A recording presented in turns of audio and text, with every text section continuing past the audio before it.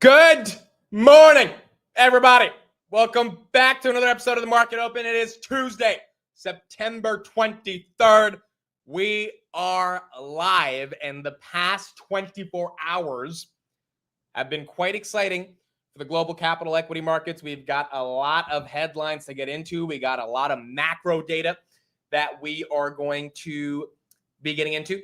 And we are going to see how this market opens. Pre-markets are relatively exciting for a bunch of different names that a lot of people care about. And so we'll get into what's going on in the pre-markets. But yesterday, I think everyone who's in this community probably has heard the news. Nvidia is investing $100 billion into Openai.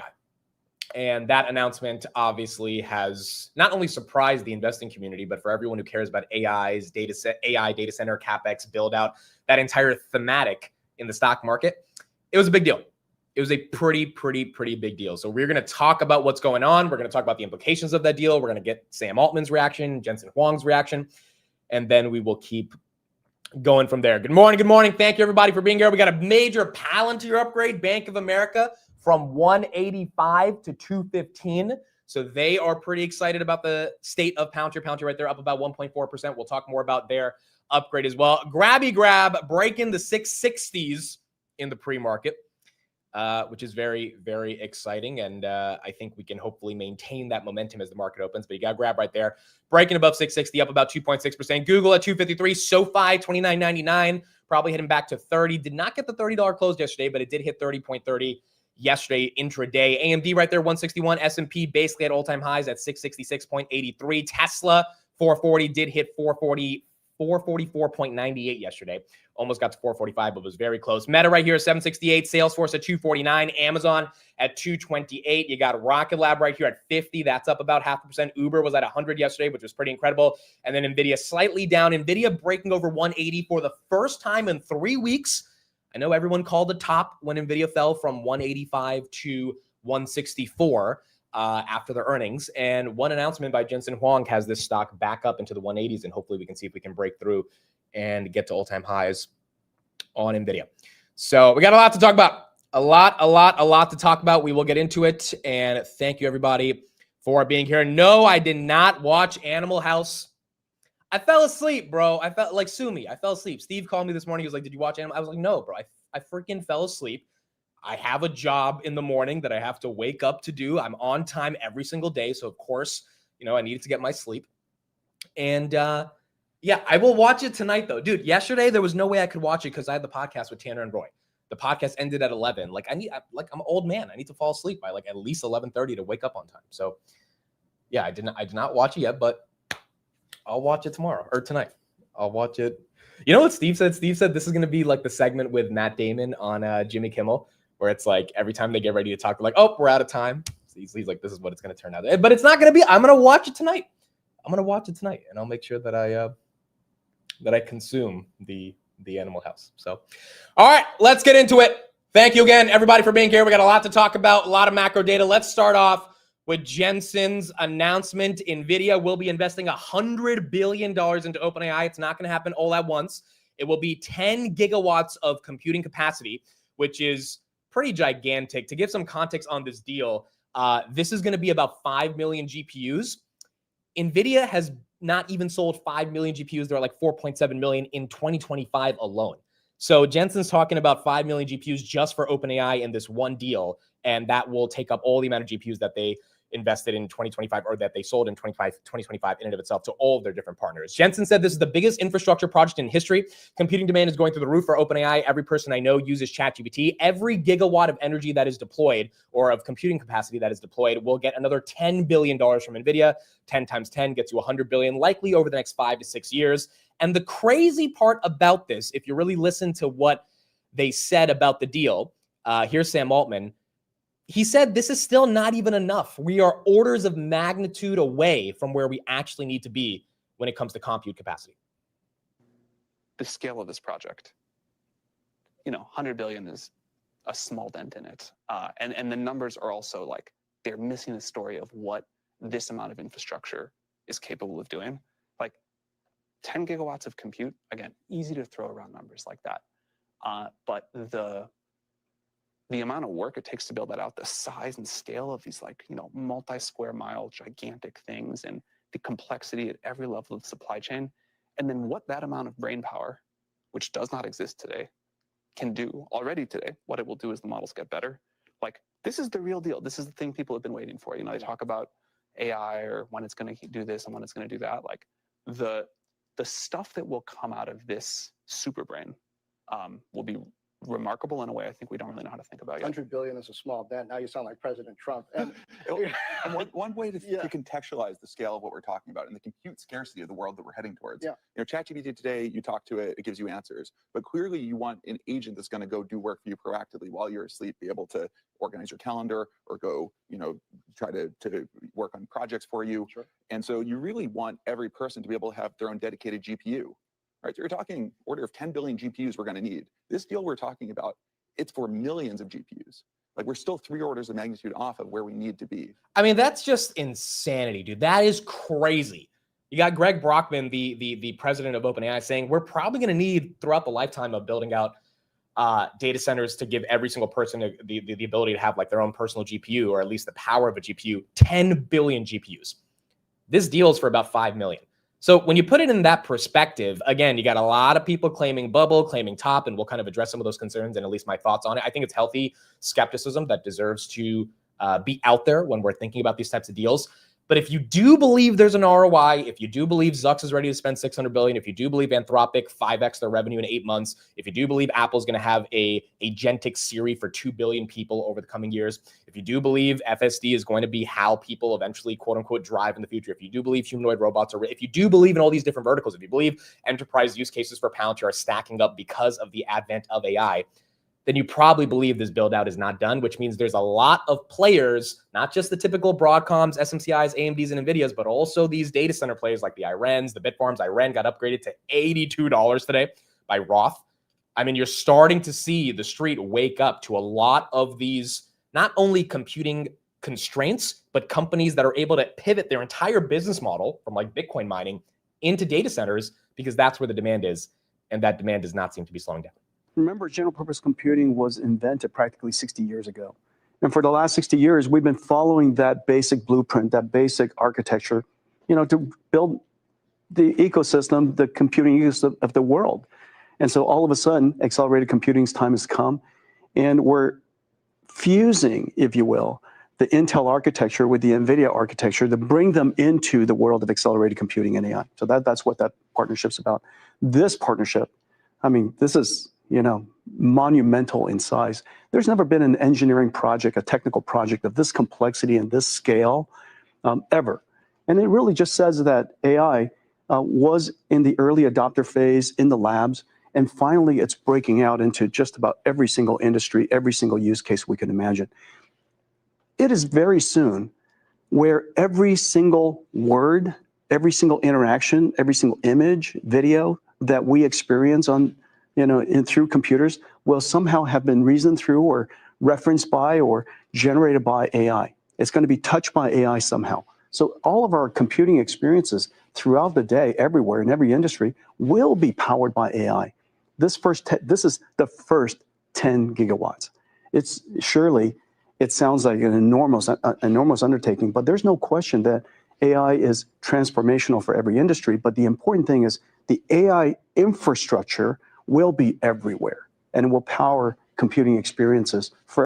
It's pretty incredible. It's pretty incredible to be alive during the time of this actually happening, with Jensen being so confident about where this is going. Again, Jensen is someone who's been doubted his entire career, and every time he has been doubted, he has been kind of right on the technology trends that would exist in the future.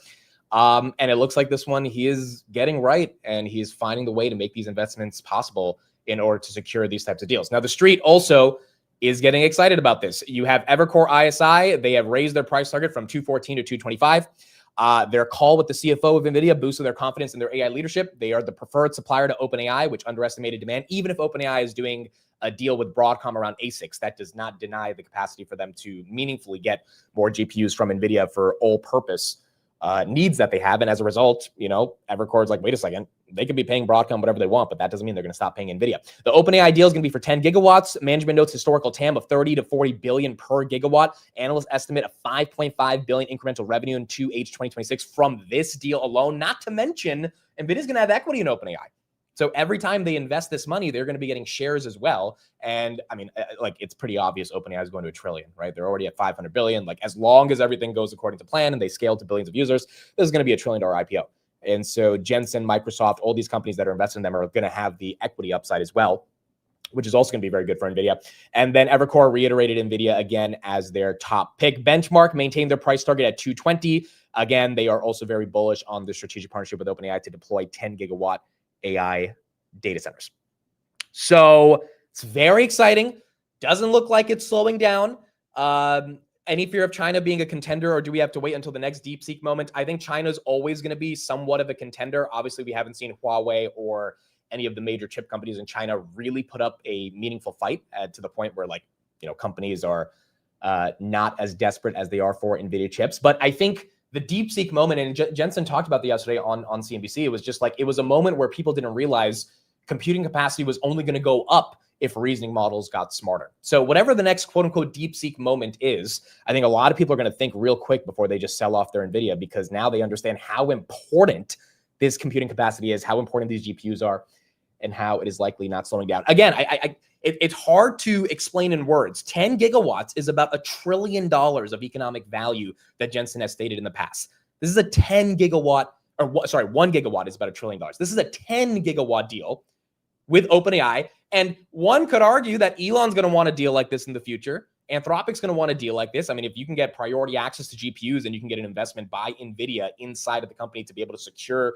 the ability to get those GPUs in the first place. And then if the ROI is there, then obviously you'd be fine giving away shares for more GPUs, because that would just increase your computing capacity. Like, this stuff doesn't feel like it's slowing down. The funny thing about this as well is OpenAI already has deals with Microsoft, GCP, CoreWeave, and Oracle for data centers and cloud computing. And now they still need more capacity with NVIDIA. And it just goes to show how gigantic this industry is becoming and how it doesn't feel like it's slowing down.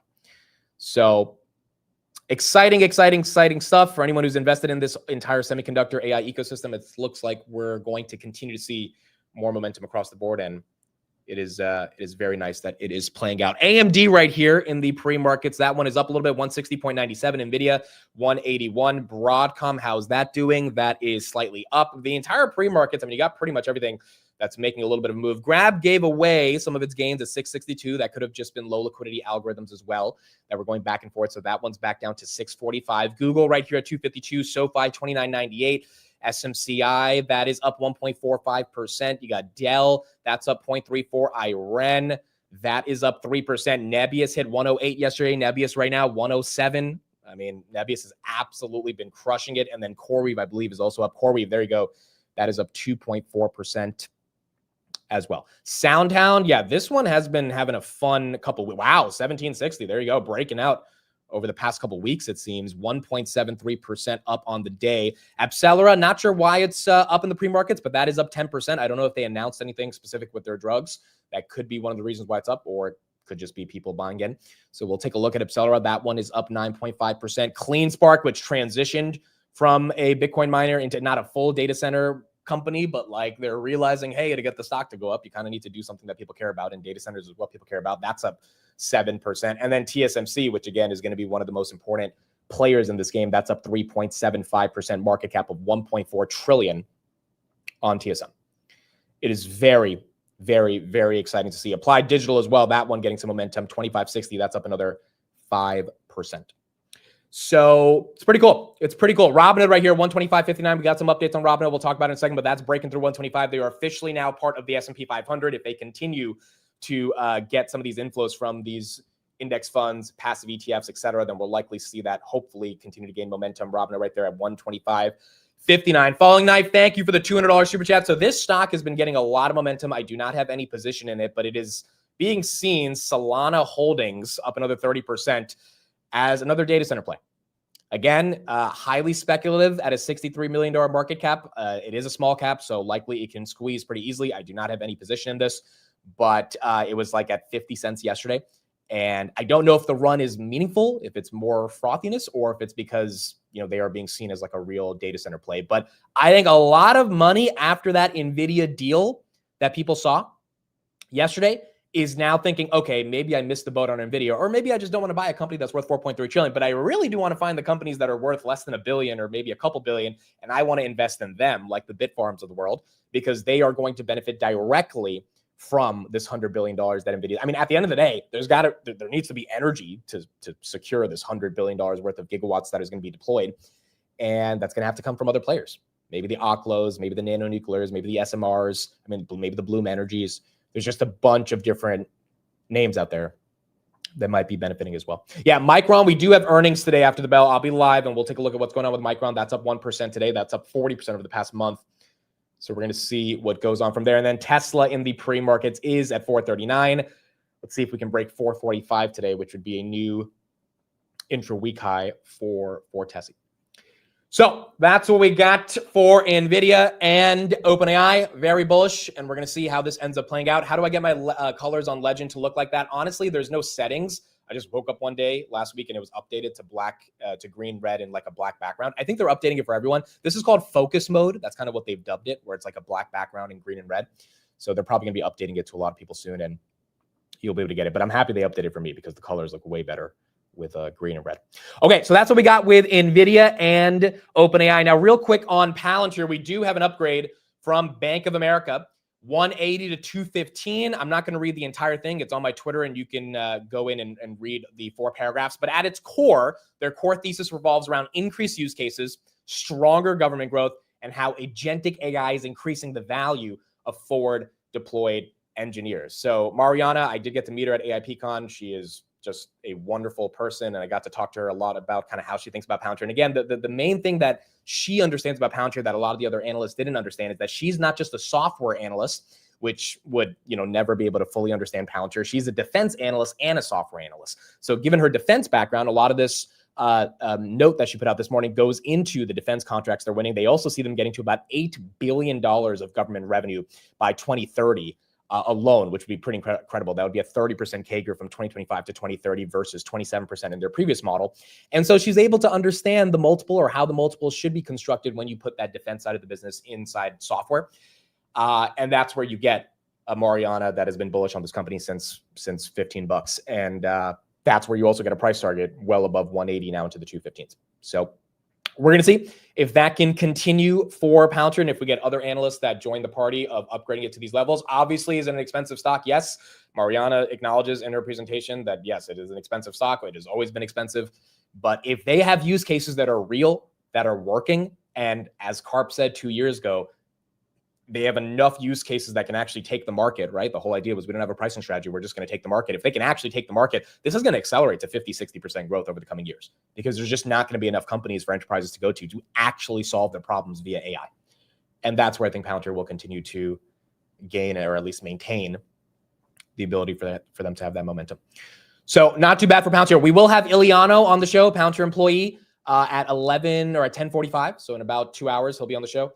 And we'll get some of his thoughts about what's going on with Palantir as well. S&P 500 right there, 666.80. Grab 652. Google 252.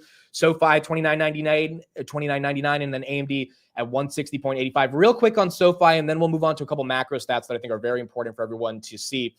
SoFi invested in a new company. Crypto startup Zero Hash raised $104 million from Morgan Stanley, SoFi, Apollo, and others. This is a crypto infrastructure startup that has raised $104 million. The round was led by IBKR. And Zero Hash provides banks and fintech firms with the ability to offer blockchain-based products in 3 major areas: crypto trading, stable coins, and tokenization. I think it's pretty obvious that SoFi, which has already said, Anthony Noto in various calls, they want to create their own L1 and their own blockchain. If they are investing in a company that helps banks and fintechs create the ability for them to navigate stable coins, eventually tokenize equities or tokenize any other products. Maybe SoFi wants to tokenize loans. You have a lot of different things that are out there. Then it would make sense for SoFi to make this investment. So SoFi did raise a bunch of money a couple of months ago, and maybe some of that money is not only paying down their debt, but is also being deployed into some of these startups that could help them transition more into the crypto ecosystem. SoFi right there, $29.96 we have in the pre-markets. Yes, Iran was upgraded to 82. Again, they doubled their compute capacity yesterday by adding more NVIDIA GPUs and more AMD MI350 chips. And that is what got them the upgrade. And they're likely going to need to eventually double the capacity they have right now after already doubling the capacity, because obviously there's more demand than what we thought. I mean, like with this NVIDIA news, it just seems like this demand is not slowing down, and you're going to need a lot of players in the ecosystem. This is why it might end up being the best 10 years to be an investor ever, or at least the best 5 years. It's already been a pretty good 3 years. And I know there's a lot of the dot-com bubble sort of comparisons that are taking place. And like, that's fair. I think, again, that's fine. That's healthy to be able to make that argument. It's just in the dot-com bubble, you did not have up the results they're putting up. You did not have Anthropic in the dot-com bubble growing 8x in 5 months. Like, it's kind of getting a little, okay, are you looking at the numbers of what's going on or not? Or do you just want to be the guy that called the top? But I think it's also healthy to have that wall of worry. And as long as that wall of worry continues, then hopefully that momentum eventually continues with the bull market. Real quick on Hood, and then we'll get into some macro stuff. Robinhood price target raised to 140 at Piper Sandler as well on prediction market growth. Piper Sandler raised Robinhood's target to 140 from 120, citing strong upside from prediction markets via its Kalshi partnership. Kalshi is now the leading prediction markets in the United States. It is 62% of the market. It just overtook Polymarket yesterday, which is massive. September event contract volumes are set to hit a record 2.6 billion, with Robinhood users driving 25 to 35% of the activity. Annualized revenues exceed 200 million, prompting higher 2025 to 2027 EPS estimates. If Robinhood can do $100 million off prediction markets, that is another vertical that they have unlocked. And I think there's probably 10 to 15 new verticals over the next decade that they will continue to unlock that will not just be $100 million revenue run rates, they will be billion-dollar revenue run rates. And that's how Robinhood will get to that 20, 30 billion revenue run rate, hopefully in the next decade, which one could argue could get them into that $1 trillion market cap. So you do have more price target increases on Robinhood now at that 140 level. BM&R. All right. So, I mean, we talked about this yesterday. I know people were upset that it was down 10%. It's up 2.3% of the pre-markets. Again, if you're annoyed that it goes down 8% up or 8% down or 8% up in a day, like you can't, I've said this before, but you can't get too euphoric when it blasts to 63, and you can't get too upset when it goes to 55. Like, the whole nature of this stock is to be volatile. And hopefully over the long term, as Ethereum continues to do well, Bitmine will do well. Bitmine's already trading at a hell of a premium against Ethereum. So, I mean, the fact that it's even holding the high 50s, I think, is very important. They do have now 2% of all Ethereum in the world, and they're getting closer to 5%. And then I think they're going to begin staking. But it's just one of those things where you buy it and you see the volatility. You got to have the stomach to be able to navigate it. And it would not surprise me if Bitmine gets back up to 60 today. It would not surprise me if it stays flat or if it goes down another 3 or 4%. But I think the overall thesis on Ethereum is strong, and it doesn't look like that thesis is going away anytime soon, as long as that momentum continues. Yeah, Polymarkets also run on Ethereum. That is correct. I mean, a lot of this tokenized stuff, a lot of these new ways to understand financial markets, it ends up happening on Ethereum as well. Grab, why is Grab moving? I still don't have the answer for you guys. In September alone, the volume on Grab has been over 1 billion shares. That has never happened in the history of Grab. It hit another 100 million shares yesterday. Volume in the pre-markets already is 1.6 million shares. I mean, I can't explain it. I know there's a bunch of headlines that we've seen with the Alipay partnership and the Openai partnership and WeRide. They have a strategic investment in WeRide. That is a Singapore, or that is I believe a Chinese company that's deploying some of their AI fleets in Singapore. And Grab is the network that is going to be controlling a lot of those cars in Singapore. I mean, there's a bunch of different headlines I can give you, but I don't know if those headlines justify the surge that we've seen. I mean, it definitely can justify an increase in the perception of the value of the company, but this type of volume does not come based on these headlines. This type of volume to me comes from people knowing something's about to happen, or at least getting excited to reposition some of their portfolio into maybe emerging markets or into plays that seemed relatively cheap. And I think Grab, even at these levels, still is cheap. So it's because of Triple V. He did buy another 1 million shares yesterday at 630, 636. So now he has 5.5 million shares. It's exciting. It's very, very exciting. The entire thesis to me has been based on fundamentals. It's really not been based on hype. I've tried to make sure we don't get super hyped on this. I've kept my price target at $10. I'm not increasing that because that is my fair value for the company. But it does feel like it's breaking out. And the volume that is coming in every day continues to prove that this breakout is very real. I mean, dude, yesterday 195,000 calls were traded, 7,000 puts were traded. So the level of momentum, even in the options market on this, is pretty incredible for Grab. So there you go. You got grab right there at 654. All right, let's go to this macro stat that I think is very, very important. And then we got Goolsbie on CNBC. We'll see what he's saying. He's one of the Fed presidents. This macro stat I think is very, very exciting, and it applies to all of us as retail investors. So take a look at this. Retail investors, the day that Jay Powell cut rates, bought $4.5 billion of stocks. 4.5 billion, the most in a single day since the last week of April.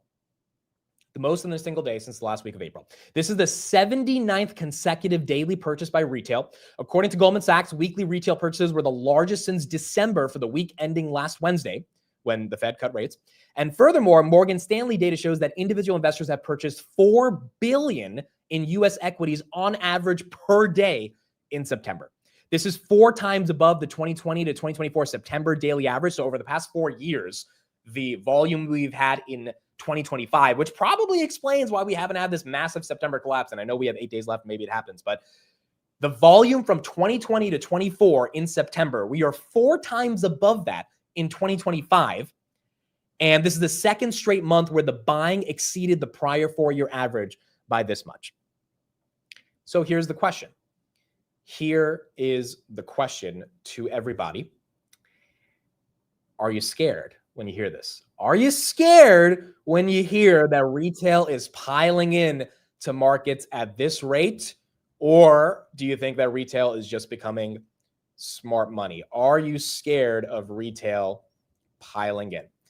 My answer is not really, dude, because here's the thing. And I saw this yesterday with Garcia. Give a shout out to Garcia. He is a awesome friend and awesome contributor to the Palantir community. He now works at Anduril. But I saw this portfolio move that he made yesterday, and it kind of once again continued my belief on smart money. He sold all of his Rocket Lab, and he made $127,000, and he put some of that money into TLT. Now, I'm not saying it's smart money because he sold Rocket Lab. I'm holding my 2,500 shares of Rocket Lab. I think Rocket Lab's going to do very well, and I really do want to hold it for a decade. But this is a retail investor that is taking a $127,000 profit, like real money, not paper money, and he's putting some of that money into TLT because he thinks rates are going to come down. This is exactly what a fund manager would do. Exactly what a hedge fund manager, they would say, hey, I'm up 100 grand on Rocket Lab. I'm going to take some profits. I think he bought Rocket Lab when it was like 15 bucks. And you know what? I'm going to take some risk off the table. I'm going to raise some cash for 2026, and I'm going to transition into something that maybe is a bit more applicable for the rate cutting environment that we're getting into. I think people like Garcia in the retail ecosystem are becoming more and more prevalent, which is they're not just diamond handing onto their gains. Obviously, that is a big part of the community. I think a lot of people are doing that, and that, you know, long term, you hold that does create more opportunities for generational wealth, but also actively managing some of that money and saying, hey, I'm up a lot here. This thing seems undervalued. I'm going to take some profits and put it in here. I think that's what's going on. So when I see this stat by retail investors piling in $5 billion in a single day, is some of it just pure like, hey, the Fed's cutting rates, like let's lean in, let's just buy more? Sure. But I think a lot of it could also be people selling things they're up on and buying things that are undervalued. Maybe they're up a little bit on this, and they're seeing Tesla as a main beneficiary of the rate cutting cycle, and they're buying some more Tesla, but they're using it, taking some profits from other stocks that they're up on, versus putting net new capital to work, which obviously is a stronger way to navigate it if you're transitioning some parts of the portfolio to other parts, which I don't think is a crazy idea. So yeah, I mean, you guys can put in the chat if you're doing something similar to this, but I think this is a different age of retail investors, and they're not necessarily just buying for the hell of buying, which again, long term, that does tend to work out, because overall, if markets go up over time, then having more exposure matters. But they are operating more as fund managers. Now, one stock that has not been doing that well in the retail community is indeed Opendoor. Just quick update on Opendoor. That one is down about 4% in the pre-markets. One of the biggest institutional investors of Opendoor did liquidate a decent amount of their stake. They sold about 11 million shares yesterday after hours at $8.83. And as a result of this sale, you had a pretty ugly decline in Opendoor. I don't know what's going to happen with Opendoor. I don't know if there's enough retail liquidity to consume what some of the institutional investors are doing, but these stakes were worth, basically nothing 10 weeks ago. And now that the stock has pumped as aggressively as it's pumped, then obviously, you got a lot of institutional investors saying, hey, we have some pretty amazing liquidity right here. The stake used to be worth like $1 million. Now it's worth like 50 million. So let's take some profits. And That's why you're seeing some of the decline into Opendoor. Now, Eric Jackson, who is the chief champion of Opendoor, he has a new stock called Better. That stock is up 35% in the pre-markets. There is a little bit of, I've seen drama on Twitter of people claiming that he is too focused on different stocks and he should stick to Opendoor. So you also potentially could say that that is an argument why Opendoor is declining. People are thinking that the guy who's been leading the revolution for Opendoor is getting distracted and he's moving on to other stocks. You know, everyone's up to interpret that the way they are, but he is claiming that Better, which is the Shopify mortgages to him, will be a $12,000 stock. The stock is $68 right now, and it will be a $200 billion market cap in 2 years. So he is making a pretty bold prediction right now on the state of what Better could turn out to become. And you might have some people leaving Opendoor to pile into Better. You might have some people that are just kind of upset that he's not fully focused on Opendoor, but that is kind of how the situation is playing out. So Opendoor, it peaked at 1087. It is now down. Triple V, actually, I said this on the market close yesterday. He shorted Opendoor at 1020. So he covered last night. He texted me at around 8:30 in the after hours. So, I mean, good trade for him, right? At 1020, he felt like this thing was starting to go down, and he did make some profit off that. But now we're going to see how strong the retail army is. I mean, I just showed you a stat on retail investors piling in. How strong is that momentum on a name like Opendoor? And we've got to see if that momentum ultimately can continue. All right, here's Goolsbie. Here's live. He is one of the Fed presidents. Let's see what he has to say around the state of rate cuts and what's going on in the labor market as well. Layoffs and other job information. And join us now, Chicago Fed President Austin Goolsbie. How you doing, Mr. President? It's good to have you on. We got some new data. I'm excited. And you know why I like it? Because, you know, say what you will about, you know, the big kerfuffle with the BLS firing and all that stuff. It did highlight that in recent years, it's been hard to collect the data. People just, maybe after the pandemic or whatever. Sector, state level information and national level information to make these three labor market statistics that we can measure. One is a real-time estimate of what will be the unemployment rate when it comes out eventually. One is the layoff and other separations rate for workers. And one is what's the hiring rate, again, in real time for unemployed workers. And it'll just give you a sense of where we are in the job market.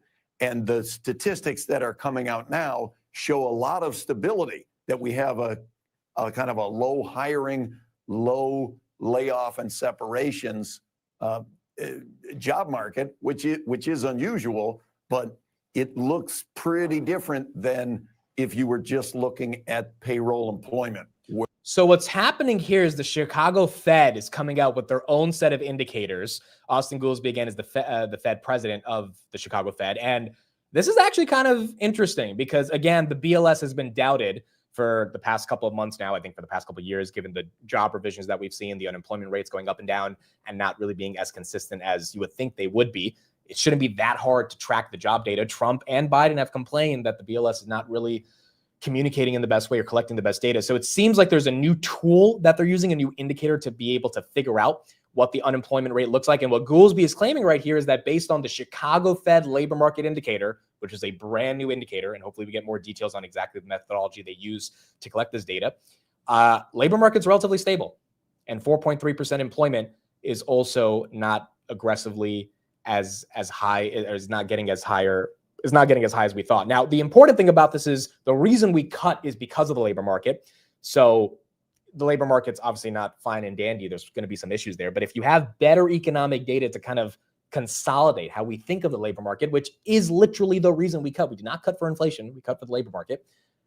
And that's obviously going to be very important for Jay Powell and the Fed and ultimately how they make their rate cut decisions. Here is Mike Wilson from Morgan Stanley. Again, he has said we are in the beginning of a new bull market, very similar to kind of Tom Lee's thesis on what's going on. Here's his take on the state of the markets and how to proceed from here. You're doing the economy in the Fed. Yeah, they can't do it. Well, I mean, look, it's difficult, right? We're trying to live 6 months in the future. And I think the market does live 6 months in the future, as we've said many, many times. And our thesis for the last 2 or 3 years has been very consistent. We think we've been in a rolling recession for 3 years, and we've documented this in quite a bit of detail. The last couple of weeks, we've actually gotten more information around the job revisions not just the big one that we get the 911,000, but also the 2-month payrolls. And we've done some pretty interesting analysis there that shows very clearly that the trough of the labor cycle was in March, April, okay? Whether you're looking at job cuts or you're looking at the payroll revisions. And that bottomed, okay, with the government recession in Doge, which is what we were waiting for. So that was all of our thesis for this year. So we feel pretty good. We have the right narrative now. The market, by the way, is our confirmation. The market figured this out at the exact same time. So that, like the old adage, trust but verify. We trust our analysis, but the market kind of verifies. I was going to ask you, if we went through a recession, why are we at new highs? But you said it didn't happen until the recession was already over. That's right. Well, typically, remember, Joe, when the market always bottoms during a recession. It doesn't bottom when it's over, when it's obvious to everybody, okay? Now, the Fed's working on lagging data like always. By the way, that's not new either. This is not an unusual feature. We saw the same thing in 08. We saw the same thing in 01. Okay, we documented this. So this is very apropos for how it usually works. The one thing that's missing this time, but it's different than 01 and 08, is the Fed is actually behind the curve more than they have been in other cycles because of that lagging labor data, which we think will catch up in probably November when all those Doge employees who were let go have to file for unemployment insurance. All right, so we're going to continue, even though we've already bottomed, we're going to continue to get some straggling bad numbers. They're Absolutely, that's the way it always works. They're going to straggle in. Interesting statistic, okay, which is the market, okay, typically bottoms a year before the unemployment rate peaks. That's typical. Why should the Fed be cutting now then? They should be raising. Well, because there are other reasons they're cutting. Okay, first of all, we do need to cut because in order to get a full recovery, right, the rolling recovery now, we need rates lower. One of the reasons why we've had a tepid, kind of economy in the private sector is because rates are too high for most businesses, particularly small businesses and consumers. So they do need to cut rates. The question is, how much are they going to cut? And that's why we haven't seen the full rotation yet to the early cycle, small cap, low quality parts of the market. Okay, so I believe that last week was sort of a sell the news event. AKA more rate cuts, you likely get more money coming into small caps. Because the Fed is sort of dragging its feet. They cut 25 and the market really wants or expects, or it's priced for, more importantly, for something more aggressive. So we have this window now for probably the next 6 weeks or so where we think the market is at risk of this tension between the Fed being kind of behind its own curve and the bond market, and the equity markets really wanting or needing now a more aggressive Fed path. But the background, your whole overriding theme is that we're early cycle. Isn't early cycle, if you're patient for the next 6 weeks, shouldn't you be buying stocks here then if we're early cycle? I mean, are you telling people right now we're early cycle and it could be the beginning of a multi-year period of rising stock prices? Exactly our call. We said very clearly that, April was an end of a bear market. That was the Liberation Week was the final piece of bad news you typically get at the end of a major bear market. And by the way, just to be clear, the average stock was down 35% between April of 24 and April of 25. That's a proper bear market. So the new bull market began in April, and now it's evolving, and the stock market's ahead of kind of the data as it typically is. We've seen, by the way, just because small caps and low quality early cycle stocks haven't outperformed, they have gone up in absolute terms significantly. So the market is telling us that that thesis is correct for now. And the risk of that is that the Fed stays behind the curve longer than the market expects, and we have a little digestion here, which could be a meaningful correction in the next 6 weeks. We'll see how it goes. But either way, that doesn't change our thesis that the early cycle rolling recovery has begun. So what he's saying there is that most people don't realize from April of 2024 to April of 2025, most stocks were actually down 15 to about 25%, which is what you would think in a bear market, right? In a recession, most stocks take at least like a 15 to 25% hit. The indice is down anywhere from 20 to 30%. A lot of that pain came towards the end of April 2025, obviously because of Liberation Day, but it made the entire way of analyzing the markets flip upside its head. I mean, when you have a waterfall moment of a 30% decline on the S&P 500, losing 2 years of gains in about a week, and all these other big tech stocks, I mean, Amazon was at 167. I mean, just so many different names that took a hit. Robinhood got to 29, Palantir got to 70, all these names going down the way they did. If you compare that to April of 2024 and give it a full year, it was theoretically a bear market, like from a technical perspective in terms of the definition of the bear market. And that means that if you did bottom in April, you bottomed in a recession and you began a new bull market. And that new bull market has been pulled forward, a lot of that growth and a lot of those multiples have been pulled forward. And what Mike Wilson is arguing, same thing that Tom Lee makes the case for, is that the Fed cutting is actually them getting up to speed with this bull market because they've been behind the curve, and the labor market's kind of proving why they've been behind the curve. And as a result, that is what gives fuel to the fire and allows this momentum to continue, not only because we have massive earnings growth that is continuing to justify these multiples, but because we are actually in the beginning of a new bull market. Again, one of the most hated V-shaped rallies, as Tom Lee would call it, over time. And by the way, for all of you guys watching across the world, you likely feel the same. Foreign ownership of U.S. equities has continued to climb this year, jumping slightly above 18% through the first half of the year. So we are starting to see the entire world come to the conclusion that U.S. equities are the place to be. And remember, in January, February, you had companies like Rheinmetall and all these other different defense stocks in Europe start to catch a bid, and the U.S. was actually underperforming Europe and Japan. That has started to change because when you get these $100 billion Nvidia contracts, people tend to invest in American companies that are benefiting from that, like Nvidia, and that continues to increase the ownership across the entire world. So it is quite incredible. And again, you either believe in this thesis or you don't. If you don't believe in this thesis that Mike Wilson and Tom Lee are talking about, then you're out of the markets or you're heavy in cash.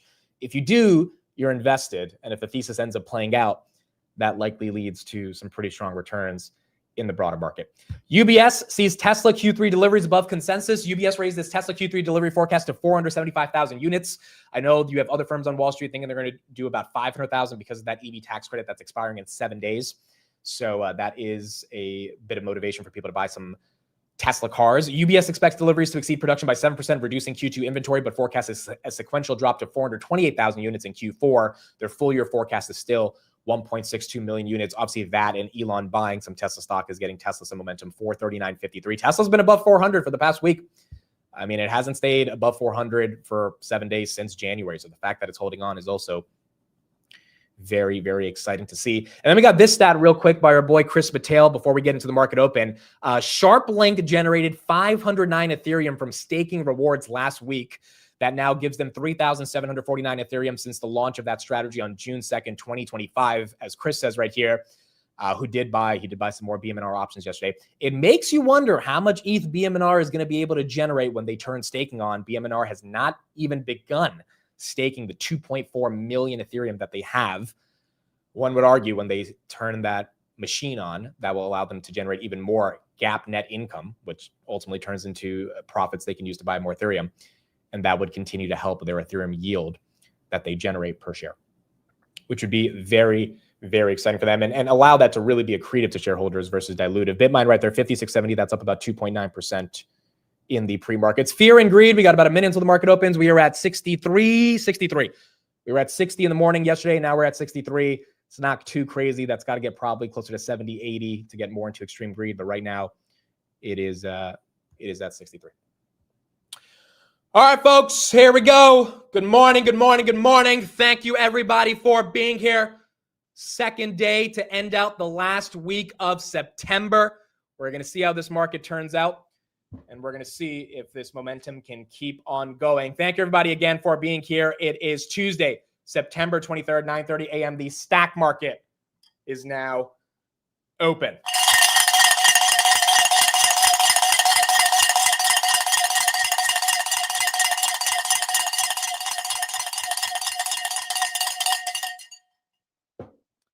All right, wake your ass up. Let's get into it and see what we've got going on. Bitmine opens up at 56.58. That is up 2.9% on the day after falling about 8.5% yesterday. That is green. Hoodie, 125.50. We are now part of the S&P 500.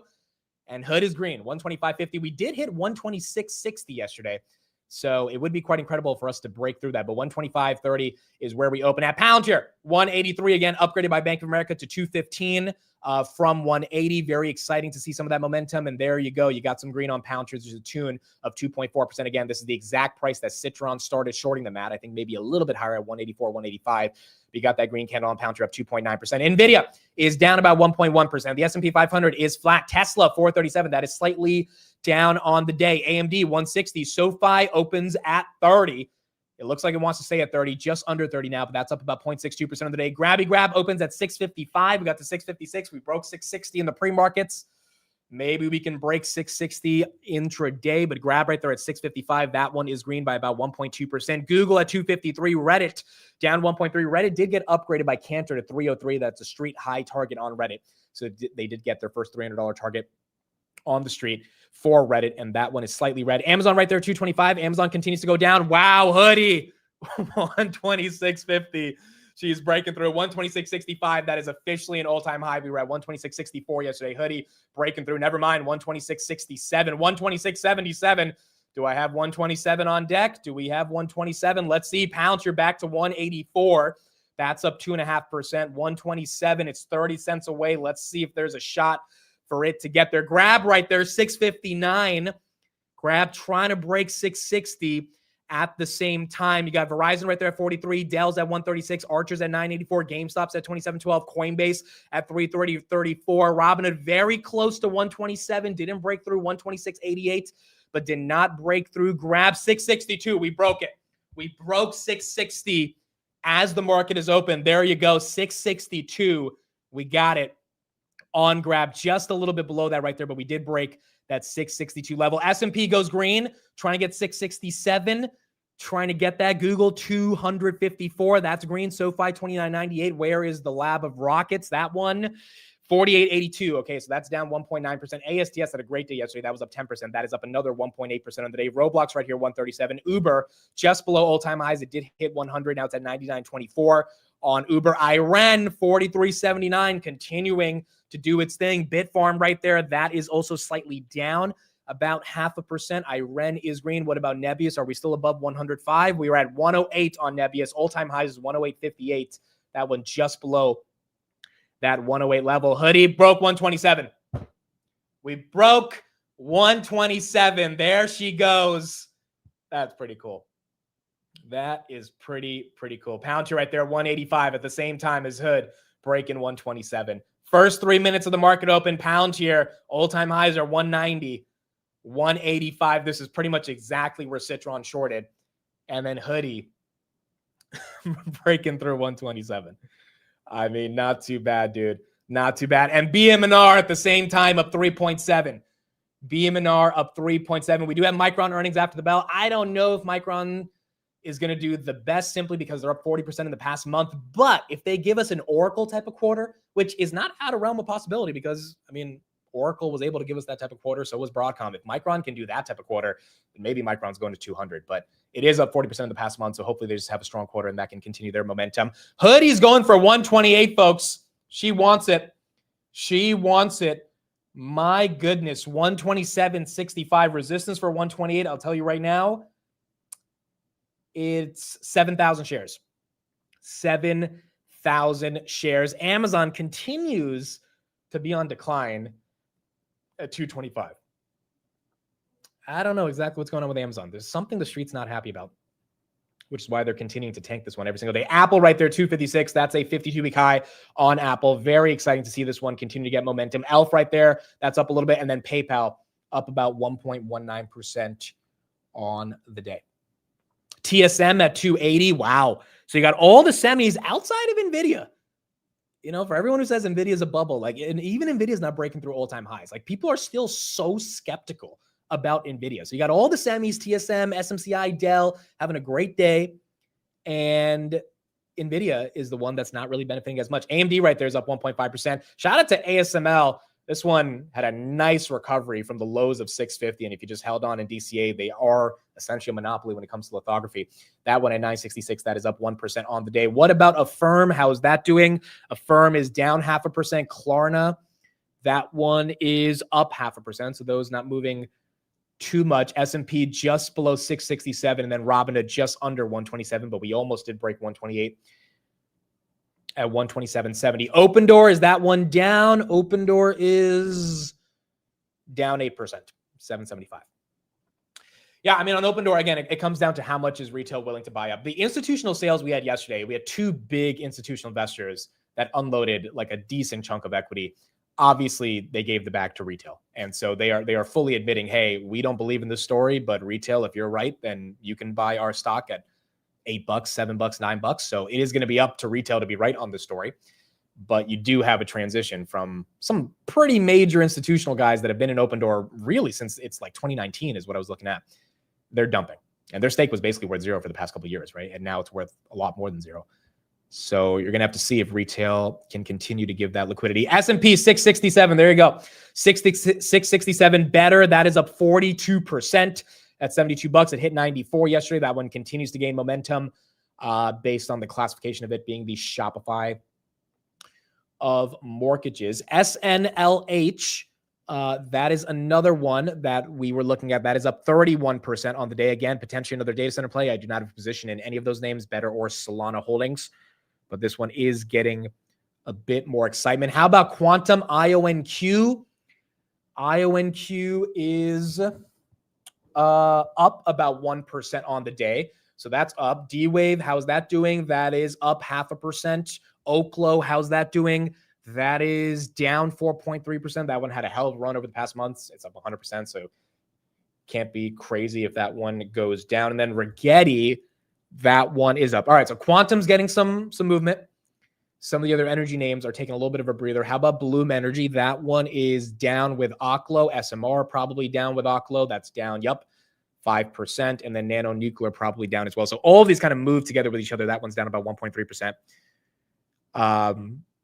But they are up a lot over the past couple of weeks. So that one is down. NVIDIA right here, 180. Tesla, 435. Grab 660. All right, so if we can break 662 and potentially get into the 670s, that would be very, very exciting. Volume already 6 million shares in the first 7 minutes of trading. That's just under 1 million shares a minute being traded on Grab. That one is green. BMNR 5725, that's up. Oracle, how's that one doing? That's down about 3%. Again, Oracle's up like 50% in the past 2 weeks. So again, from 230 to 320, it got to 350 at one point. This one, it's hard for me to even think of buying this at these levels because it's just up a lot from where it was. I mean, even at 230, I was like, dude, I mean, it's up from 130. So, like, I think now people want to see the actual earnings, not just the remaining performance obligations to justify Oracle's move. But it would not surprise me if this one takes a little bit of a breather, still holding above that $300 level. Where is Palantir? Palantir just under 184 at 183.88 on the day. Eatzilla, again, we don't know if BMNR is acquiring them. That is a rumor. Eventually, we're going to see if that plays out, but that is up about 5% on the day as well. What about HIMS? How is that doing? HIMS 5677. That's down about 1.6. Again, that was up 20% last week. So not too crazy. Roblox 135. SoFi not being able to hold above 30. It's cracked 30 a couple times, but not being able to really break above it again. SoFi did invest in a crypto company this morning. A-Lab, Astera, that one's also down 3.4. What about ANET? They usually trade together. That one's actually up. That's going the opposite, 1.25. Let's look at the semis together. Semis are, all right, a little bit of a mixed bag. Marvell, this one at least recovered from 60, but still flat on the day. Dell just went green. Lam Research slightly red. And then NVIDIA red. Everything else is green. ASML's up. Intel is up. TSM is up 3%. That's a big move for TSM. Qualcomm's up. ON is up. Broadcom is up 1.35%. AMD is up. Micron's up. NVIDIA is one of the only names that's really getting hit right there. And then Apple at 256. Trump administration suggests new H-1B visa rules to prioritize skilled and higher paid workers. Announces notice in the Federal Register. So the thing about the H-1B thing that Trump came out with is like they got a lot of pushback. And so I think they did revise kind of the way they rolled it out, and they kind of changed the overall methodology of it. But at its core, the argument is still $100,000 per employee if you're getting them from a different country. Now, the existing people won't be affected. If you're an existing H-1B employee, you're still allowed to travel and come back. But the thing is, it just helps big tech companies. Like, big tech companies can afford to do that. If you're a startup, though, and need the access to the best talent, I mean, $100,000 is pretty expensive just to be able to get someone to come to the United States. So it is one of those things where, yes, it will probably incentivize tech companies to hire more Americans, but the big tech companies have more than enough cash to be able to sponsor people to also come to the United States. Austin, that's a great point. U.S. trade talks with India today. I'm sure he's using the H-1B executive order to create leverage. That's one thing that, I thought about this on Friday when the announcement came out, but I didn't go that deep into it. But I mean, there is a world where we know Trump negotiates, right? There is a world where he reverses the entire H-1B plan because India, is a main beneficiary of people that use H-1B. And he gets a really good trade deal with India. He gets a lot of the tariffs off of American goods. India does have some of the highest tariffs on American products, especially alcohol. And he says, yeah, I changed my mind. It's going to be from 100,000 to like 10,000, right? And he justifies it with all the progress that he's made with India in the deal. So that is something that could definitely happen, which would be leverage for that deal. Tesla right there, that is flat at 435. Nothing too crazy there. Grab at 654. All right, so you're starting to see some red candles across the board. 11 minutes into the open. Robinhood had a big move to 127.78. Now that's chilling out at 125. Palantir got to 185. Now that's at 182. And then Tesla right there from 440 to 434. We are going to get housing data, I believe. Is it in 15 minutes or in 5 minutes? No, we're getting PMI in 3 minutes. That's going to be very important. And then we're getting housing data in 15 minutes. So PMI, we're going to get manufacturing, services, and global composite at 9:45, 3 minutes. And we'll see if those are beats. If they are, then maybe we can maintain some of this momentum. UAMY has been awarded a $245 million DoD contract. United States Antimony. I've actually never heard of this company. That's up 20%, market cap of $1 billion. They engage in the extraction, processing, and sale of antimony, zeolite, silver, and gold products. Okay, so it looks like a company that works with governments in terms of commodity production and commodity mining.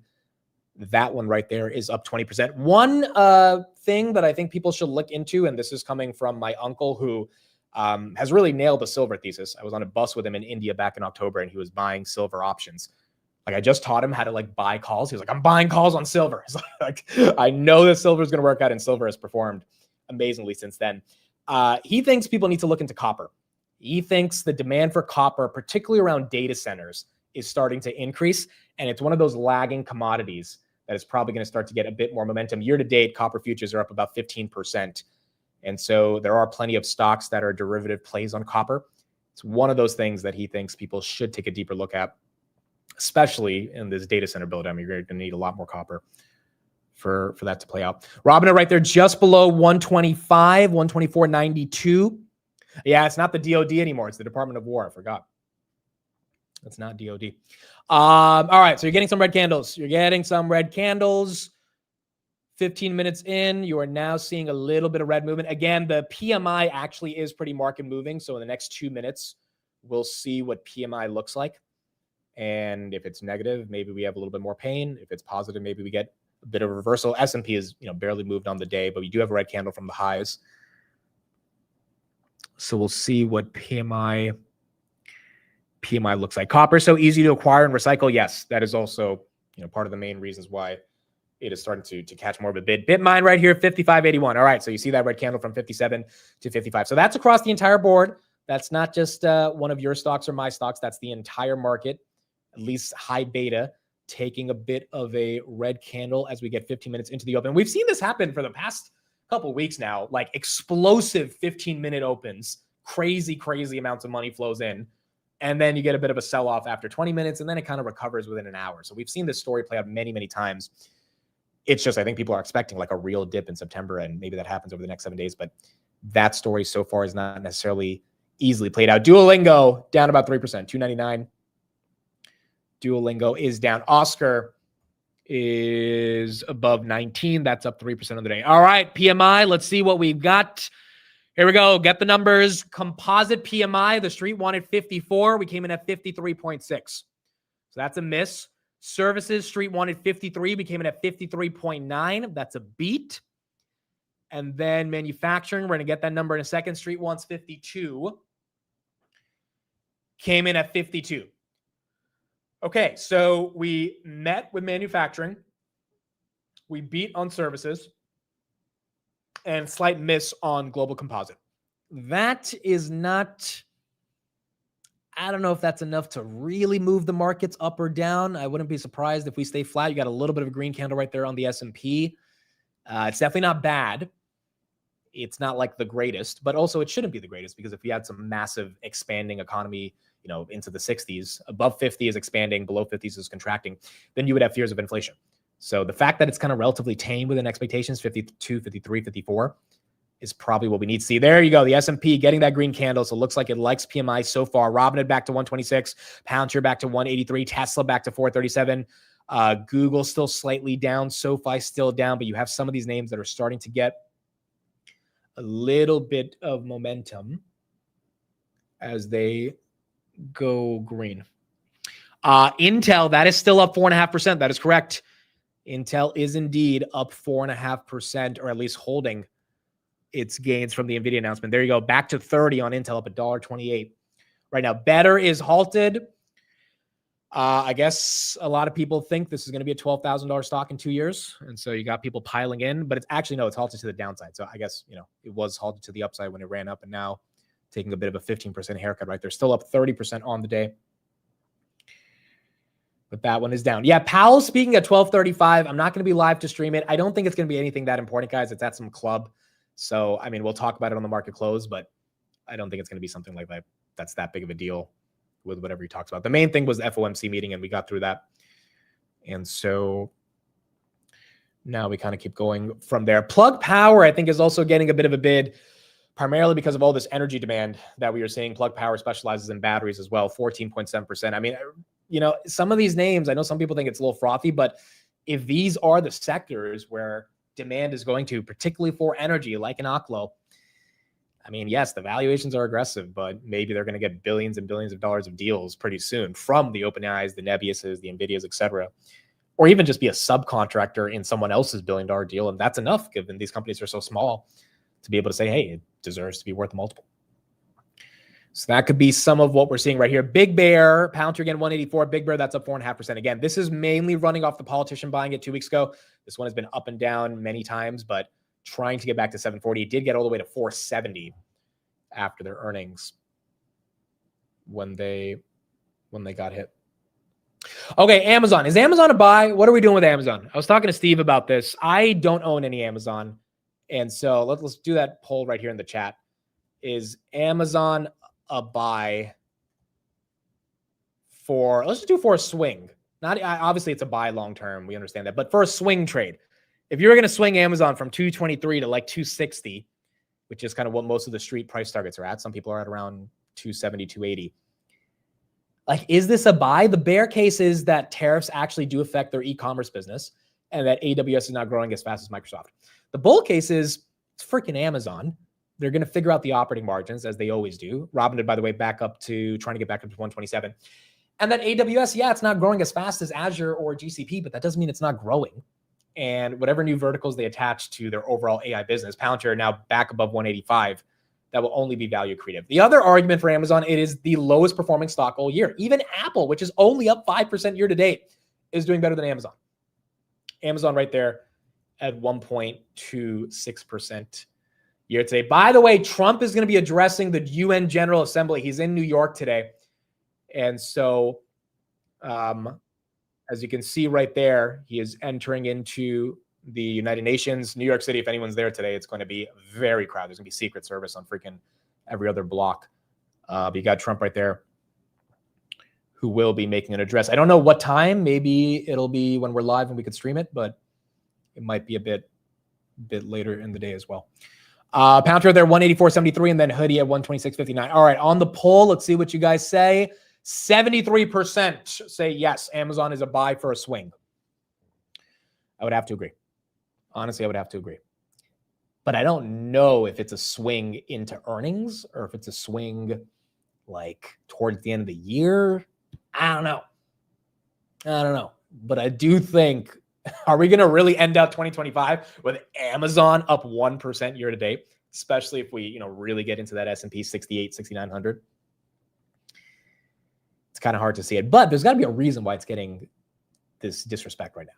And I think that reason is something that's important to understand. Amazon to close all of its Amazon Fresh UK stores. Okay, there you go. That's the reason. The Brits aren't buying food from Amazon. That's the reason.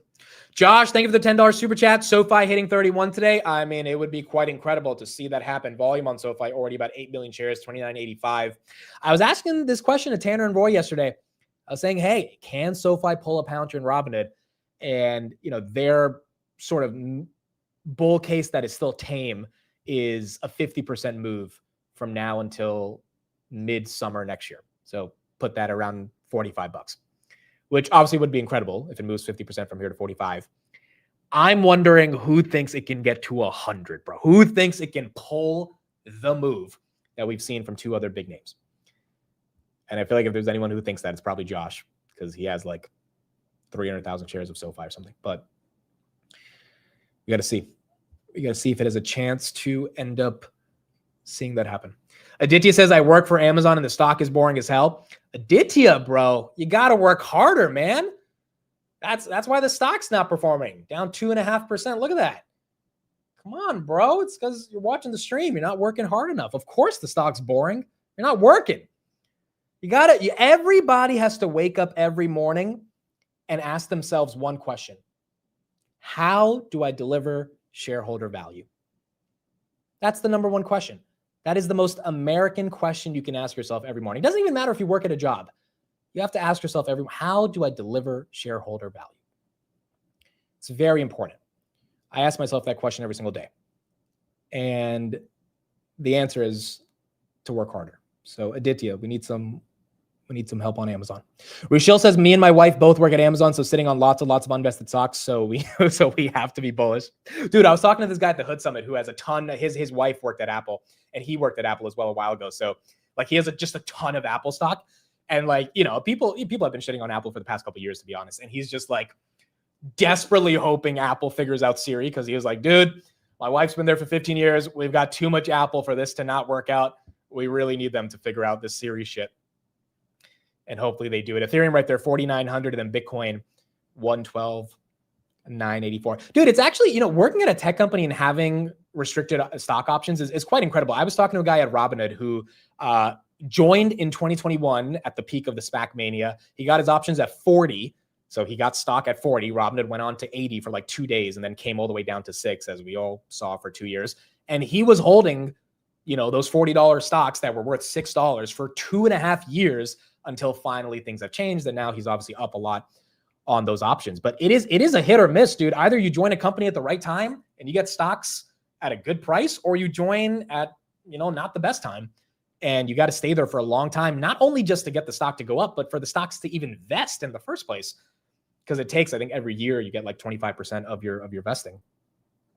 And if you leave early, then you kind of just gave up all that time to not really get a meaningful return. Ethereum right there at 4,200, SMCI at 4,730, Apple going red on the day. S&P, we are about to hit 6,700, very close, 667.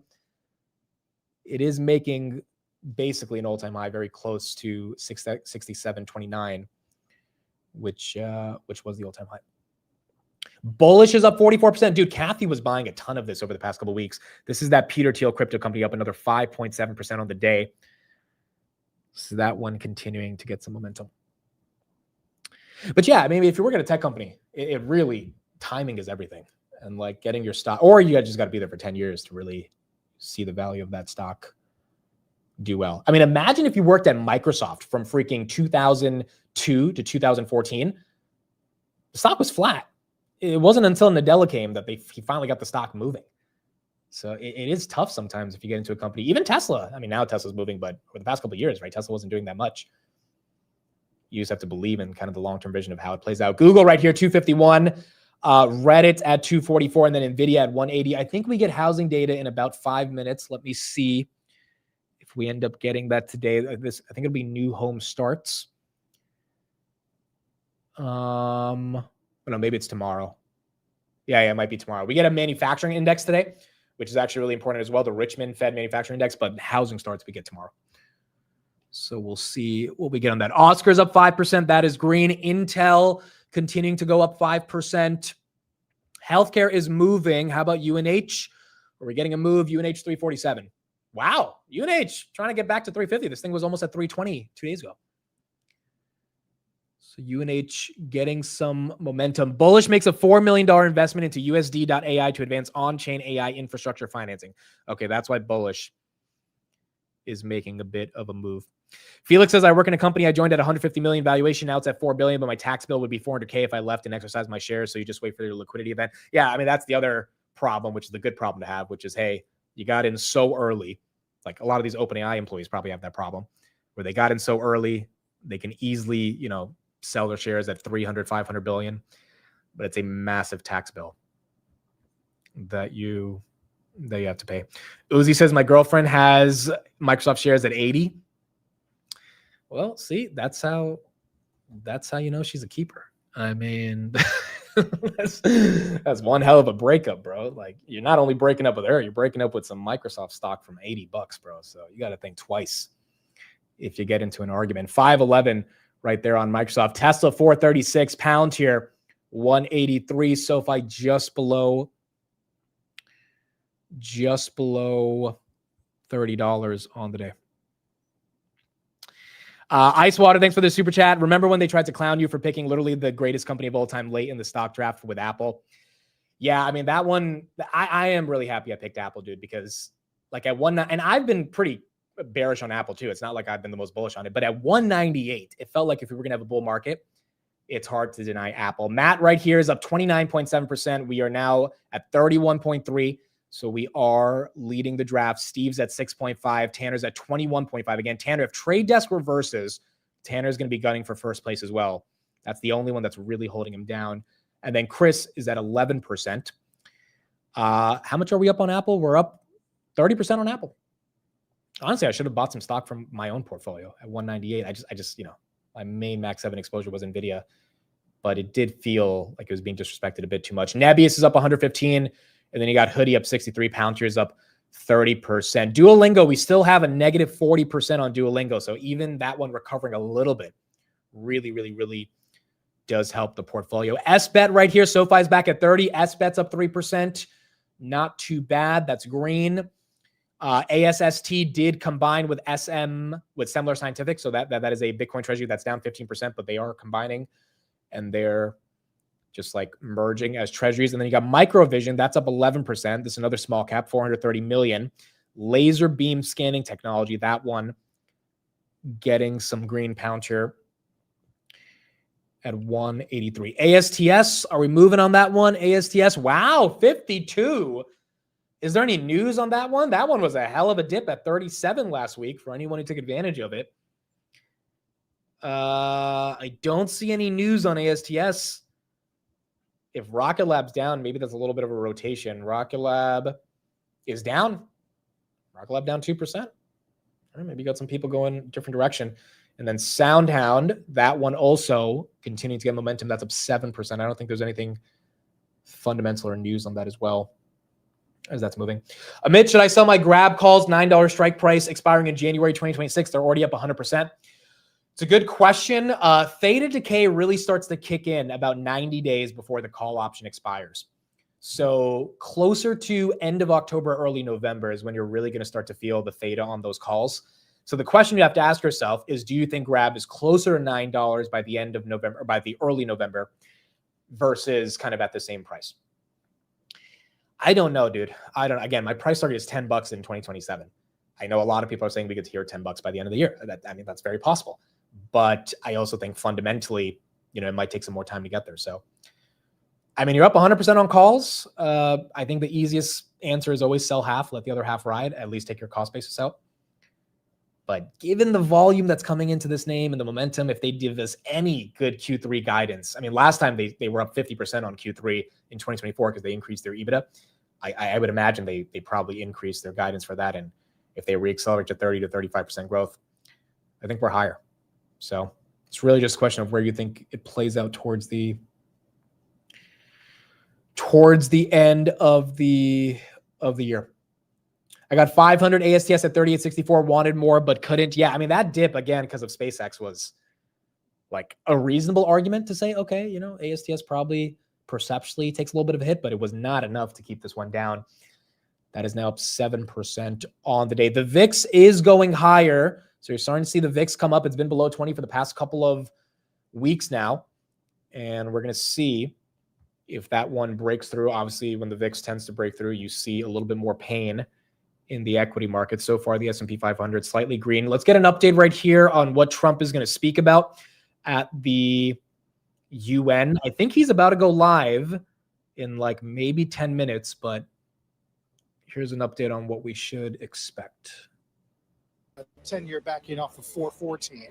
Let's get to Eamon Javers this morning with more on what to expect from the president. Morning, Eamon. Good morning, Carl. A White House official tells me President Trump is going to use this speech in a couple of minutes to focus on the failures of globalism as he sees them and to deliver blunt and tough talk to the United Nations General Assembly. The official says President Trump has effectively restored American strength on the world stage and says his historic speech at the United Nations General Assembly will highlight his success in delivering peace on a scale that no other president has accomplished, while simultaneously speaking bluntly about how globalist ideologies risk destroying successful nations around the world. Now, this is the president's first UN address of his second term, and it comes after he shook up the global trading system with dramatic increases in American tariffs earlier this year and shocked many members of the NATO alliance with his treatment of Ukrainian President Volodymyr Zelensky earlier this year as well. Now, the president's expected to meet with the Ukrainian leader while in New York today, so we'll see the evolution of that relationship play out. And he's expected to meet with Argentine President Javier Milei today, along with Treasury Secretary Scott Bessent. They're going to discuss a way forward for the financial markets of Argentina. Not clear if we're going to see a U.S. financial intervention here. Secretary Bessent told reporters yesterday that that's going to depend on market conditions as of this morning. Now, President Trump also has a slew of other meetings today on the sidelines of the UN General Assembly, including with Ukrainian President Volodymyr Zelensky, as we said, UN Secretary General Antonio Guterres, and UN Commission President Ursula von der Leyen. All right, so Trump's meeting with a lot of people today that are going to be very, very important, especially in the geopolitical world. Big Bear, that one is at $8, up 13%. They have a new contract with the U.S. Navy. That is your reason. Big Bear AI and SMX are going to be collaborating to enhance maritime awareness for the U.S. Navy.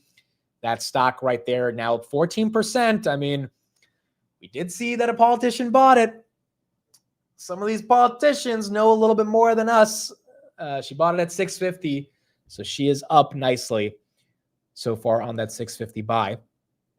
And you got Big Bear at $8. Now, the reason, again, Big Bear fell to below 5 is because they guided for revenue growth being negative this year. And they did explicitly say their government business is not growing as strong as they thought it would. So this contract definitely kind of potentially changes a little bit of the narrative, especially on government growth. And obviously a Navy contract is not a bad thing to get. So that one's up 14% based on that contract. Who bought it? Okay, so it's not Nancy. Let me find her name. It's another lady. It's Lisa McLean. Lisa McLean. She's the representative of Wisconsin? No, Michigan. Got to keep an eye on her. This might be our next Nancy. Eventually, Nancy's going to retire. This might be our next one. So we got to see. We got to see what ends up happening there. EOS Energy. I know a lot of people like this one. 1033. That's up about 1% on the day. Tesla's at 437. Hoodie back below 126. Grab at 648. So we did break 662. Had some sell pressure there. Holding on to the 640s. And then SoFi 2982. S&P 664. Again, grab 648. And then you got Palantir 182 and Robinhood 125.70. So there you go. Reddit's dumping. Not sure why Reddit's down today. Yeah, 5%. They got an upgrade today. Now, again, Reddit it's not a cheap stock. It's expensive, but this one has been holding on. Reddit is one of the most high beta names. Is Coinbase going with it? Coinbase still holding on, not red yet, but Reddit's down. And then CrowdStrike also down from 500, where it was at last week on those upgrades. How is this legal? The United States allows politicians to trade stocks, and they have to disclose 45 days after they put it out. Now, there are some bills that are trying to, stop it, but at the end of the day, I don't think they're going to actually be able to stop politicians from trading.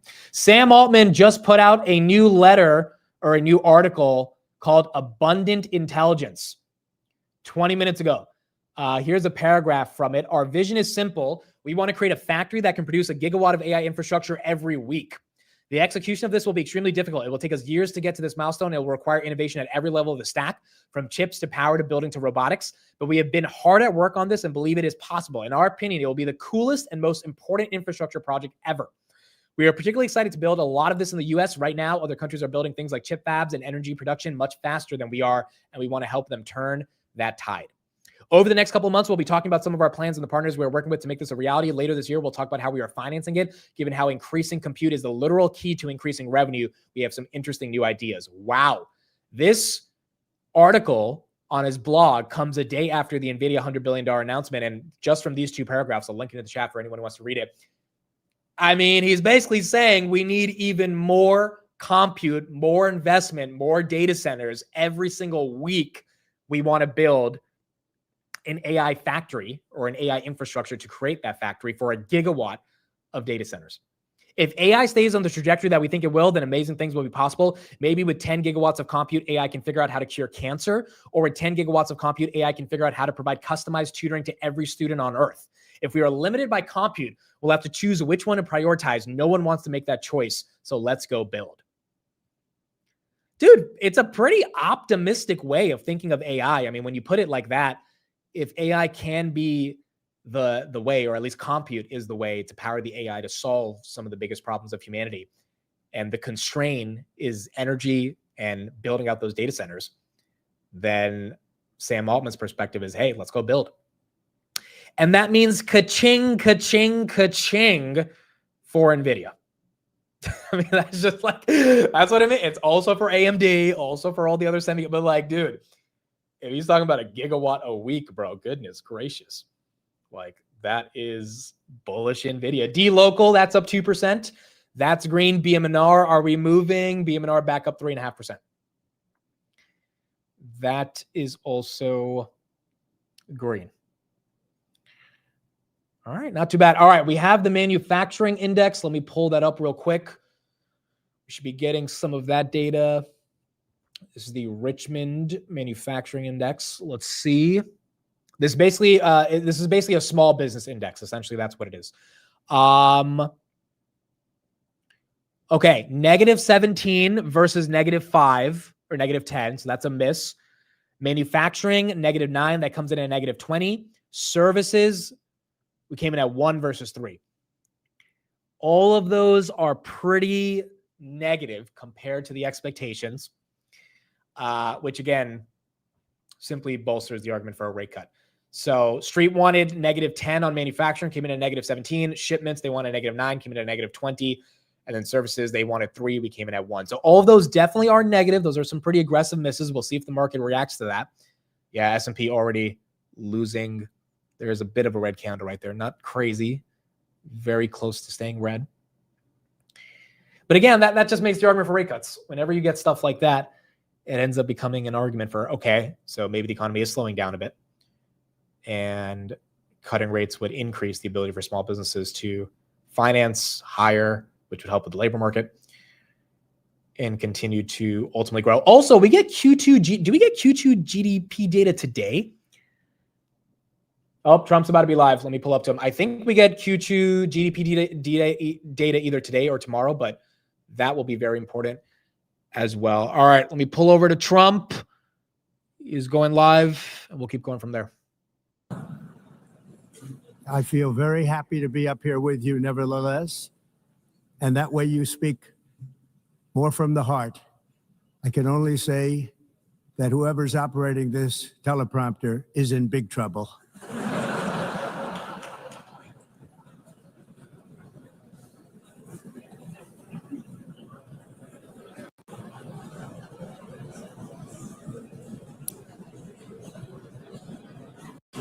Hello, Madam First Lady. Thank you very much for being here. And Madam President, Mr. Secretary General, First Lady of the United States, distinguished delegates, ambassadors, and world leaders. 6 years have passed since I last stood in this grand hall and addressed a world that was prosperous and at peace in my first term. Since that day, the guns of war have shattered the peace I forged on 2 continents. An era of calm and stability gave way to one of the great crises of our time. And here in the United States, 4 years of weakness, lawlessness, and radicalism under the last administration delivered our nation into a repeated set of disasters.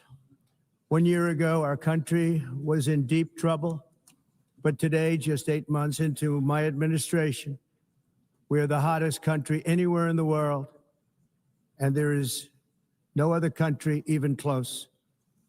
America is blessed with the strongest economy, the strongest borders, the strongest military, the strongest friendships, and the strongest spirit of any nation on the face of the earth. This is indeed the golden age of America. We are rapidly reversing the economic calamity we inherited from the previous administration, including ruinous price increases and record-setting inflation like we've never had before. Under my leadership, energy costs are down, gasoline prices are down, grocery prices are down, mortgage rates are down, and inflation has been defeated. The only thing that's up is the stock market, which just hit a record high. In fact, it hit a record high 48 times in the last short period of time. Growth is surging, manufacturing is booming. The stock market, as I said, is doing better than it's ever done. And all of you in this room benefit by that, almost everybody. And importantly, workers' wages are rising at the fastest pace in more than 60 years. And that's what it's all about, isn't it? In 4 years of President Biden, we had less than $1 trillion of new investment into the United States. In just 8 months since I took office, we have secured commitments and money already paid for $17 trillion. Think of it, 4 years, less than $1 trillion, 8 months, much more than $17 trillion is being invested in the United States, and it's now pouring in from all parts of the world. We've implemented the largest tax cuts in American history and the largest regulation cuts in American history, making this once and again the best country on earth to do business. And many of the people in this room are investing in America, and it's turned out to be an awfully good investment during this 8-month period. In my first term, I built the greatest economy in the history of the world. We had the best economy ever, history of the world. And I'm doing the same thing again, but this time it's actually much bigger and even better. The numbers far surpass my record-setting first term. On our southern border, we have successfully repelled a colossal invasion. And for the last 4 months, and that's 4 months in a row, the number of illegal aliens admitted and entering our country has been 0.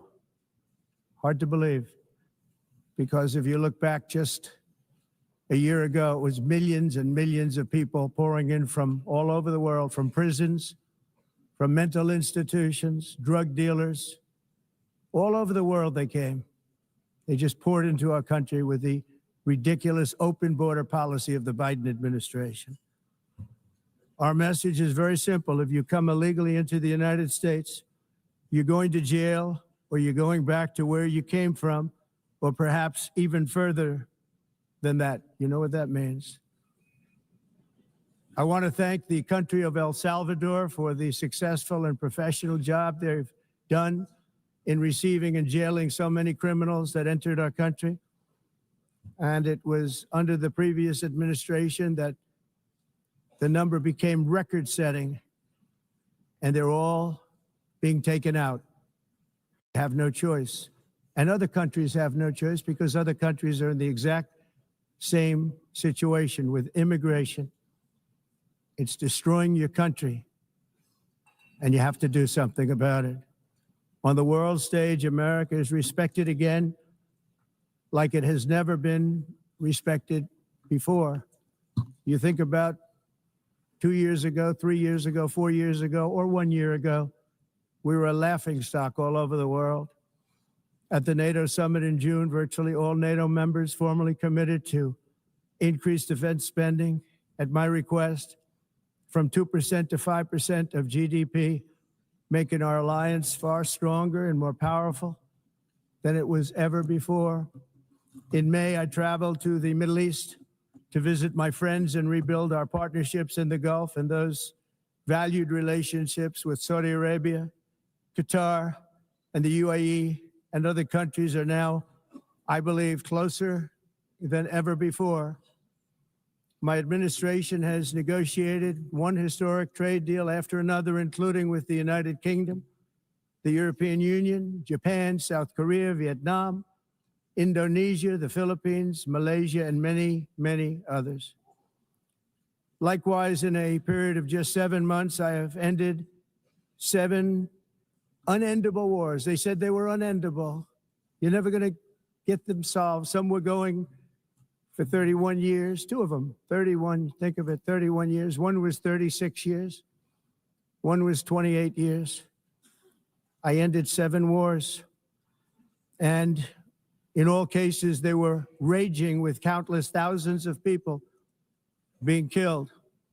This includes Cambodia and Thailand, Kosovo and Serbia, the Congo and Rwanda, a vicious, violent war that was, Pakistan and India, Israel and Iran, Egypt and Ethiopia, and Armenia and Azerbaijan. It included all of them. No president or prime minister, and for that matter, no other country has ever done anything close to that. And I did it in just 7 months. It's never happened before. There's never been anything like that. Very honored to have done it. It's too bad that I had to do these things instead of the United Nations doing them. And sadly, in all cases, the United Nations did not even try to help in any of them. All right, so Trump's going antagonistic against the UN. He does not care. He is positioning himself against the United Nations in this speech. I ended 7 wars, dealt with the leaders of each and every one of these countries, and never even received a phone call from the United Nations offering to help in finalizing the deal. All I got from the United Nations was an escalator that on the way up stopped right in the middle. If the First Lady wasn't in great shape, she would have fallen, but she's in great shape. We're both in good shape. We both stood. And then a teleprompter that didn't work. These are the 2 things I got from the United Nations, a bad escalator and a bad teleprompter. Bro. This is crazy. Thank you very much. And by the way, it's working now. Just went on. Thank you. I think I should just do it the other way. It's easier. Thank you very much. I didn't think of it at the time because I was too busy working to save millions of lives. That is the saving and stopping of these wars. But later I realized that the United Nations wasn't there for us. They weren't there. I thought of it really after the fact, not during these negotiations, which were not easy. That being the case, what is the purpose of the United Nations? The UN has such tremendous potential. I've always said it. It has such tremendous, tremendous potential, but it's not even coming close to living up to that potential. For the most part, at least for now, all they seem to do is write a really strongly worded letter and then never follow that letter up. It's empty words, and empty words don't solve war. The only thing that solves war and wars is action. Now, after ending all of these wars and also earlier negotiating the Abraham Accords, which is a very big thing for which our country received no credit, never receives credit. Everyone says that I should get the Nobel Peace Prize for each one of these achievements. But for me, the real prize will be the sons and daughters who live to grow up with their mothers and fathers, because millions of people are no longer being killed in endless and unglorious wars. What I care about is not winning prizes, it's saving lives. We saved millions and millions of lives with the 7 wars. And we have others that we're working on, and you know that. Many years ago, a very successful real estate developer in New York known as Donald J. Trump, I bid on the renovation and rebuilding of this very United Nations complex. I remember it so well. I said at the time that I would do it for $500 million, rebuilding everything. It would be beautiful. I used to talk about, I'm going to give you marble floors. They're going to give you terrazzo. I'm going to give you the best of everything. You're going to have mahogany walls. They're going to give you plastic.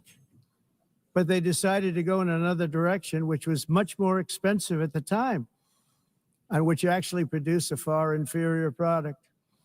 And I realized that they did not know what they were doing when it came to construction, and that their building concepts were so wrong, and the product that they were proposing to build was so bad and so costly.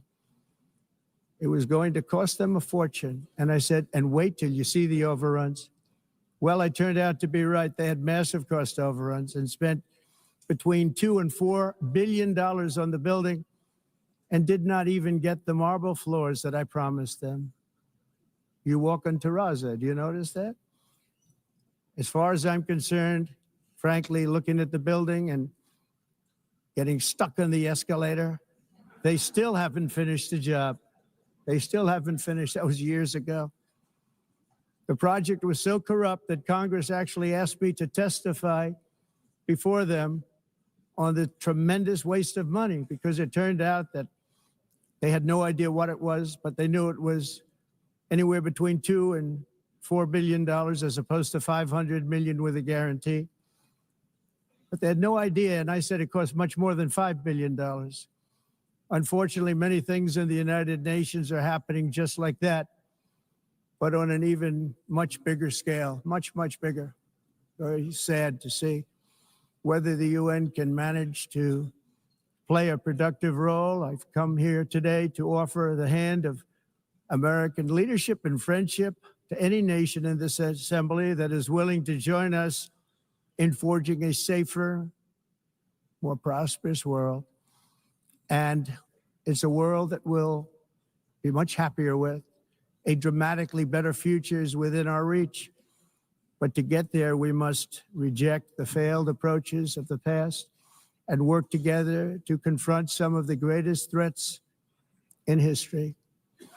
There is no more serious danger to our planet today than the most powerful and destructive weapons ever devised by man, of which the United States, as you know, has many.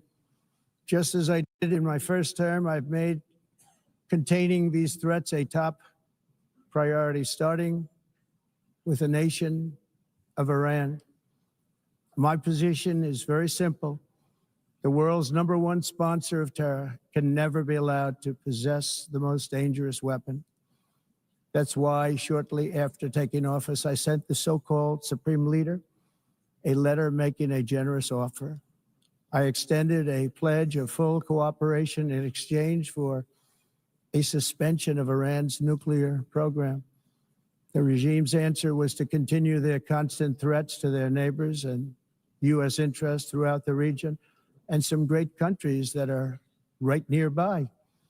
Today, many of Iran's former military commanders, in fact, I can say almost all of them, are no longer with us. They're dead. And 3 months ago, in Operation Midnight Hammer, 7 American B-2 bombers dropped the 14 30,000-pound each bombs on Iran's key nuclear facilities, totally obliterating everything. No other country on earth could have done what we did. No other country has the equipment to do what we did. We have the greatest weapons on earth. We hate to use them. But we did something that for 22 years people wanted to do. With Iran's nuclear enrichment capacity demolished, I immediately brokered an end to the 12-day war, as it's called, between Israel and Iran, with both sides agreeing to fight no longer. As everyone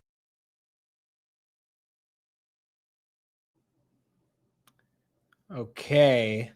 We got a little break in the feed right there, but that's pretty much where we can take a pause on this, and we'll come back to it if he's saying anything else. I mean, there you go. That was so far the opening of the speech. That's more on CNBC's feed.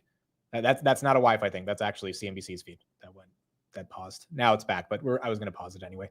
So I mean, look, the tone of this presentation is more so different than what he did 6 years ago when he introduced himself to the UN for the first time, which was, hey, like, I'm the president of the United States and like I'm ingratiating myself into the UN. This feed was like, hey, your escalators are shitty. They don't work. Your teleprompter doesn't work.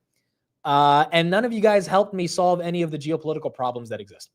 I mean, I did not know he was going to be that aggressive in regards to just straight up saying what the administration's stance is on the United Nations, which is, hey, you guys haven't done shit for us. Now, you can either agree with that or disagree with that. That's, you know, everyone has their own opinion. But that is the Trump administration stance. And the fact that he's saying it to everyone's face, I think to them is more so a acknowledgement of basically saying we're the top dog. We're the ones that are actually doing things. And again, in the administration's perspective, no one else around the world is helping them. We're going to see how the rest of those countries feel about that. Apple right there, 256. S&P not really moving on that news, basically flat on the day. You got the entire market kind of flat. Grab right there, 648. Robinhood back below 125. Palantir 182. So nothing too crazy across the entire market. Nvidia is down 2%. Again, Nvidia, a lot of semi names moving, not Nvidia, even after that deal.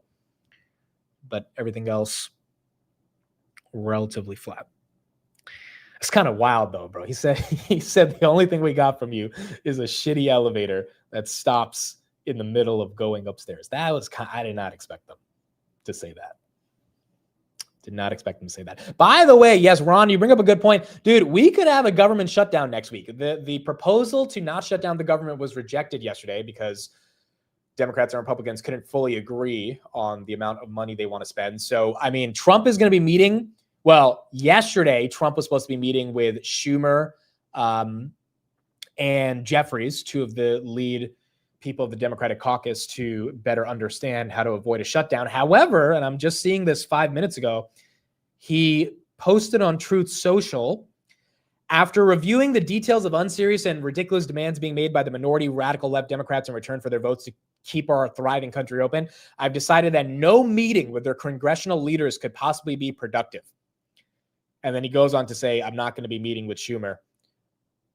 They should just figure it out themselves and make sure the government doesn't shut down. I mean, look, the government's not going to shut down every time they get to the last hour and they figure out something. Maybe if it gets shut down for a week, you know, eventually they'll figure something out.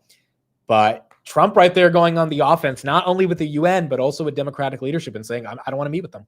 There's no point to even engage in conversation.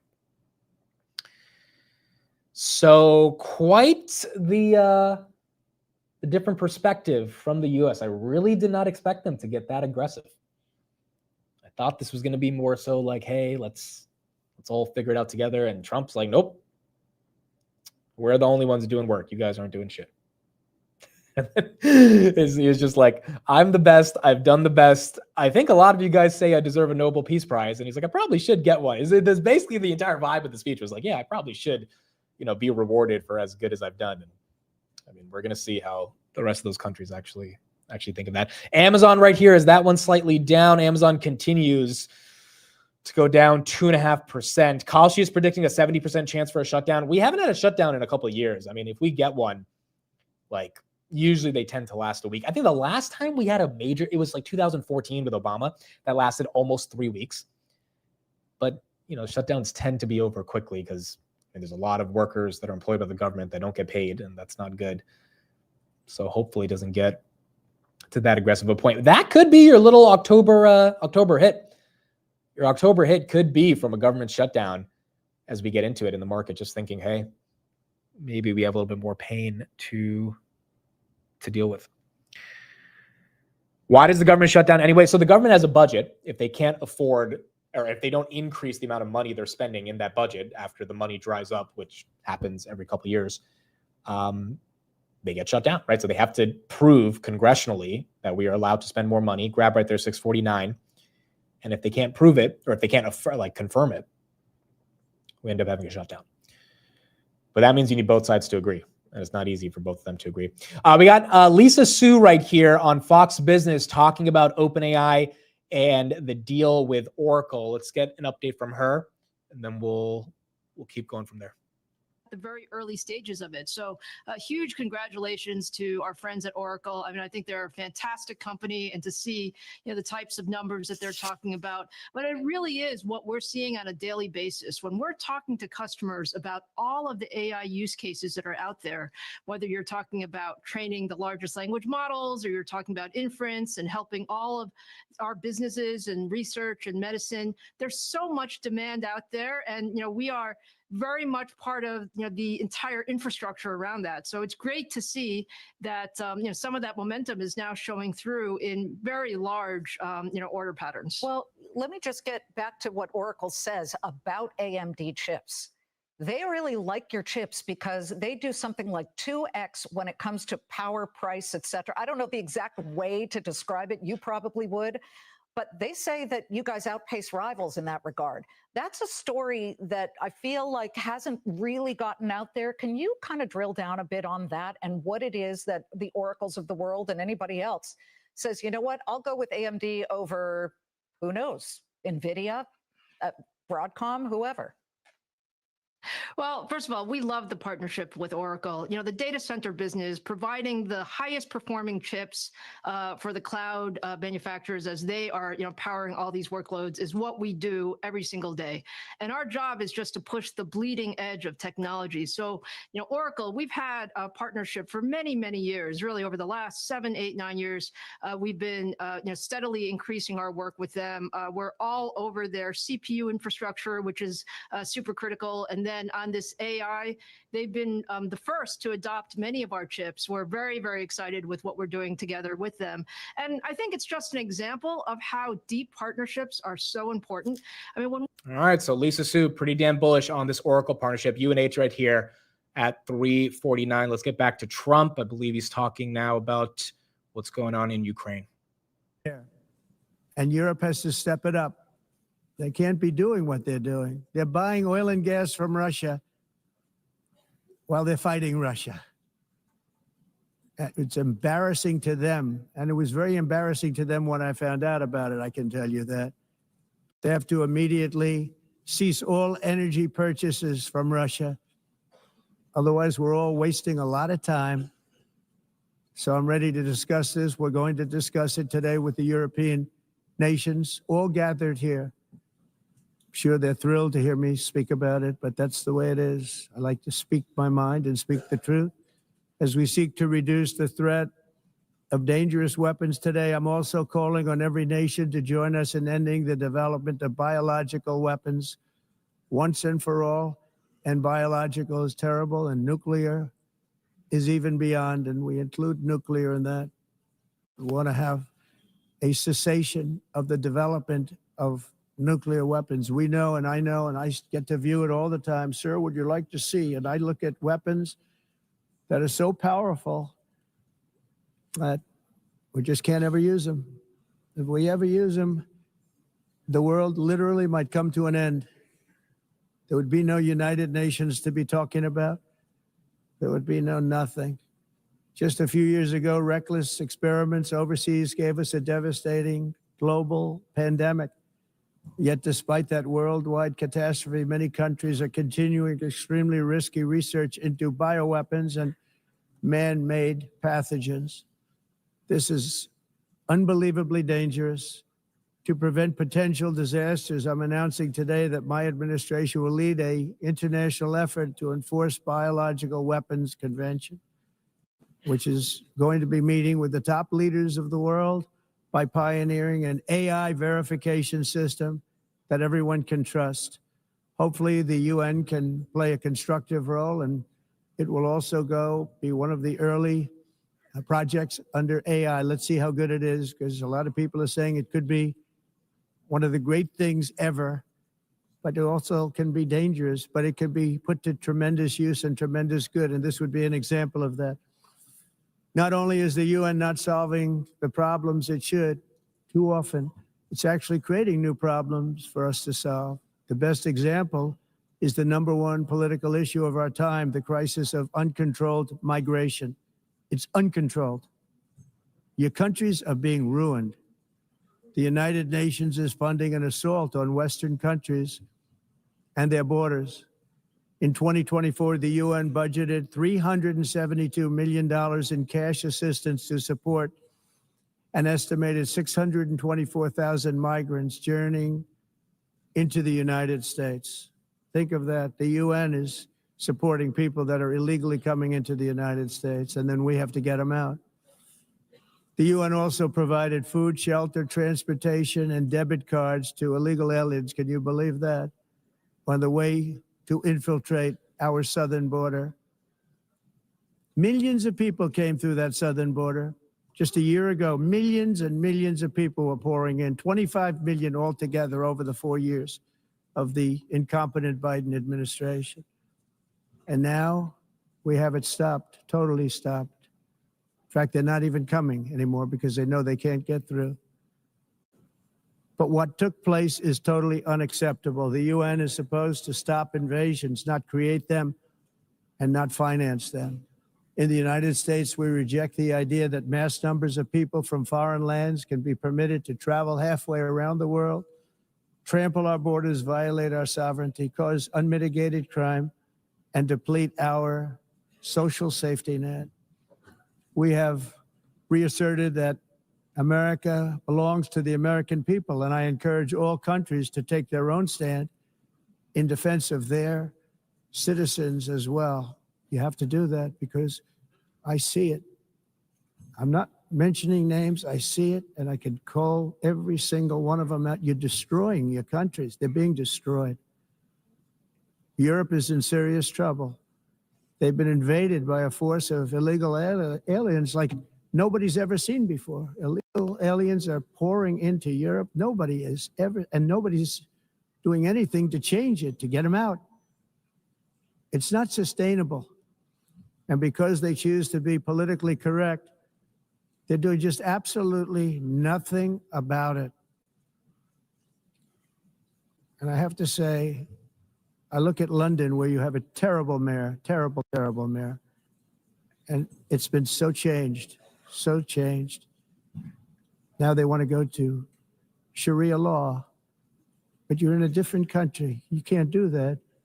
Both the immigration and their suicidal energy ideas will be the death of Western Europe if something is not done immediately. This cannot be sustained.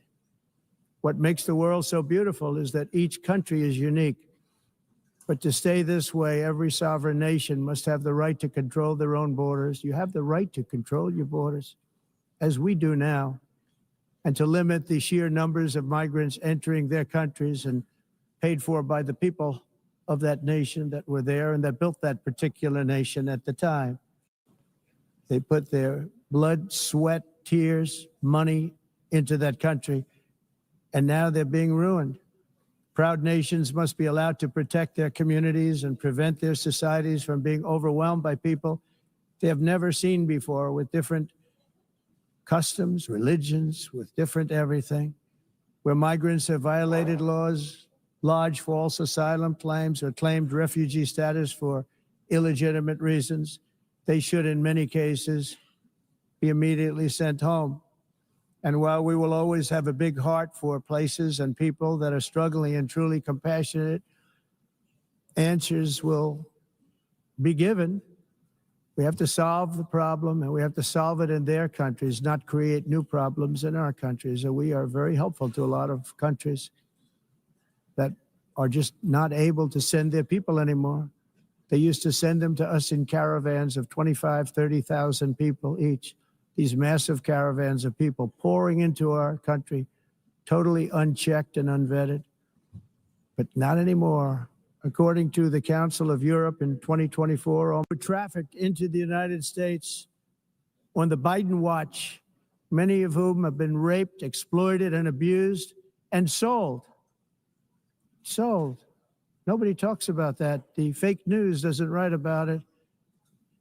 With many others, young children who are missing or dead. And we found a lot of these children, and we're sending them back, and we've been sending them back to their parents. They said, nobody knows who they are. They said, where do you come from? And they'll give us a country, and we'll find out, and we'll figure it out, and we'll bring them back to their homes. And the mother and father rushed to the door, and their tears in their eyes, They can't believe that they're seeing their son or daughter, their little son or daughter again. We've done almost 30,000 of them so far. Any system that results in the mass trafficking of children is inherently... S&P is red, but it's down 0.06%. So you're not getting like an actual sell-off. But yes, S&P is red. Evil.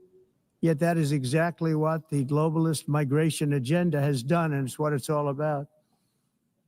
In America, those days, as you know, are over. The Trump administration is working, and we are continuing to work to track down the villains that are causing this problem. And also, as I said, to get back the 30,000 we've already returned. Now I think we're going to have another. We're going to find a lot. You're not going to find all of them. 300, more than 300,000. They're lost or they're dead. They're lost or they're dead because of the animals that did this. To protect our citizens, I've also designated multiple savage drug cartels as far as and you see this, and you see it happening right before your eyes. Let's put it this way. People don't like taking big loads of drugs in boats anymore. There aren't too many boats that are traveling on the seas by Venezuela. They tend not to want to travel very quickly anymore. And we virtually stopped drugs coming into our country by sea. We call them the water drugs. They kill hundreds of thousands of people. I've also designated multiple savage drug cartels as far as foreign terrorist organizations, along with two bloodthirsty transnational gangs, probably the worst gangs anywhere in the world, MS-13 and Tren de Aragua. Tren de Aragua is from Venezuela, by the way. Such organizations torture, maim, mutilate, and murder with impunity. They're the enemies of all humanity. For this reason, we've recently begun using the supreme power of the United States military to destroy Venezuela terrorists and trafficking networks led by Nicolas Maduro.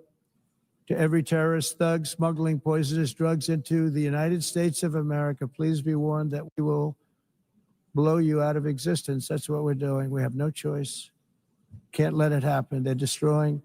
I believe we lost 300,000 people last year to drugs, 300,000. Fentanyl and other drugs. Each boat that we sink carries drugs that would kill more than 25,000 Americans. We will not let that happen. Energy is another area where the United States is now thriving like never before. We're getting rid of the falsely named renewables. By the way, they're a joke. They don't work. They're too expensive. They're not strong enough to fire up the plants that you need to make your country great. The wind doesn't blow. Those big windmills are so pathetic and so bad, so expensive to operate. And they have to be rebuilt all the time, and they start to rust and rot. Most expensive energy ever conceived, and it's actually energy. You're supposed to make money with energy, not lose money. You lose money, the governments have to subsidize. You can't put them out without massive subsidies. And most of them are built in China, and I give China a lot of credit. They build them, but they have very few wind farms. So why is it that they build them and they send them all over the world, but they barely use them? You know what they use? Coal. They use gas. They use almost anything, but they don't like wind. But they sure as hell like selling the windmills. Europe, on the other hand, has a long way to go, with many countries being on the brink of destruction because of the green energy agenda. And I give a lot of credit to Germany. Germany was being led down a very sick path, both on immigration, by the way, and on energy. They were going green and they were going bankrupt. And the new leadership came in, and they went back to where they were with fossil fuel and with nuclear, which is good. It's now safe, and you can do it properly. But they went back to where they were, and they opened up a lot of different plants, energy producing plants, and they're doing well. I give Germany a lot of credit for that. They've said this is a disaster, what's happening. They were going all green. All green is all bankrupt. That's what it represents. And it's not politically correct. I'll be very badly criticized for saying it, but I'm here to tell the truth. I don't care. It doesn't matter to me. I'm in New York City. I'm feeling a lot safer. Crime, we're getting crime down. And by the way, speaking of crime, Washington, D.C. was the crime capital of America. Now it's a totally, after 12 days, it's a totally safe city. Everyone's going out to dinner. They're going out to restaurants. Your wife can walk down the middle of the street with or without you. Nothing's going to happen. My people have done a fantastic job. And yes, I called in the National Guard.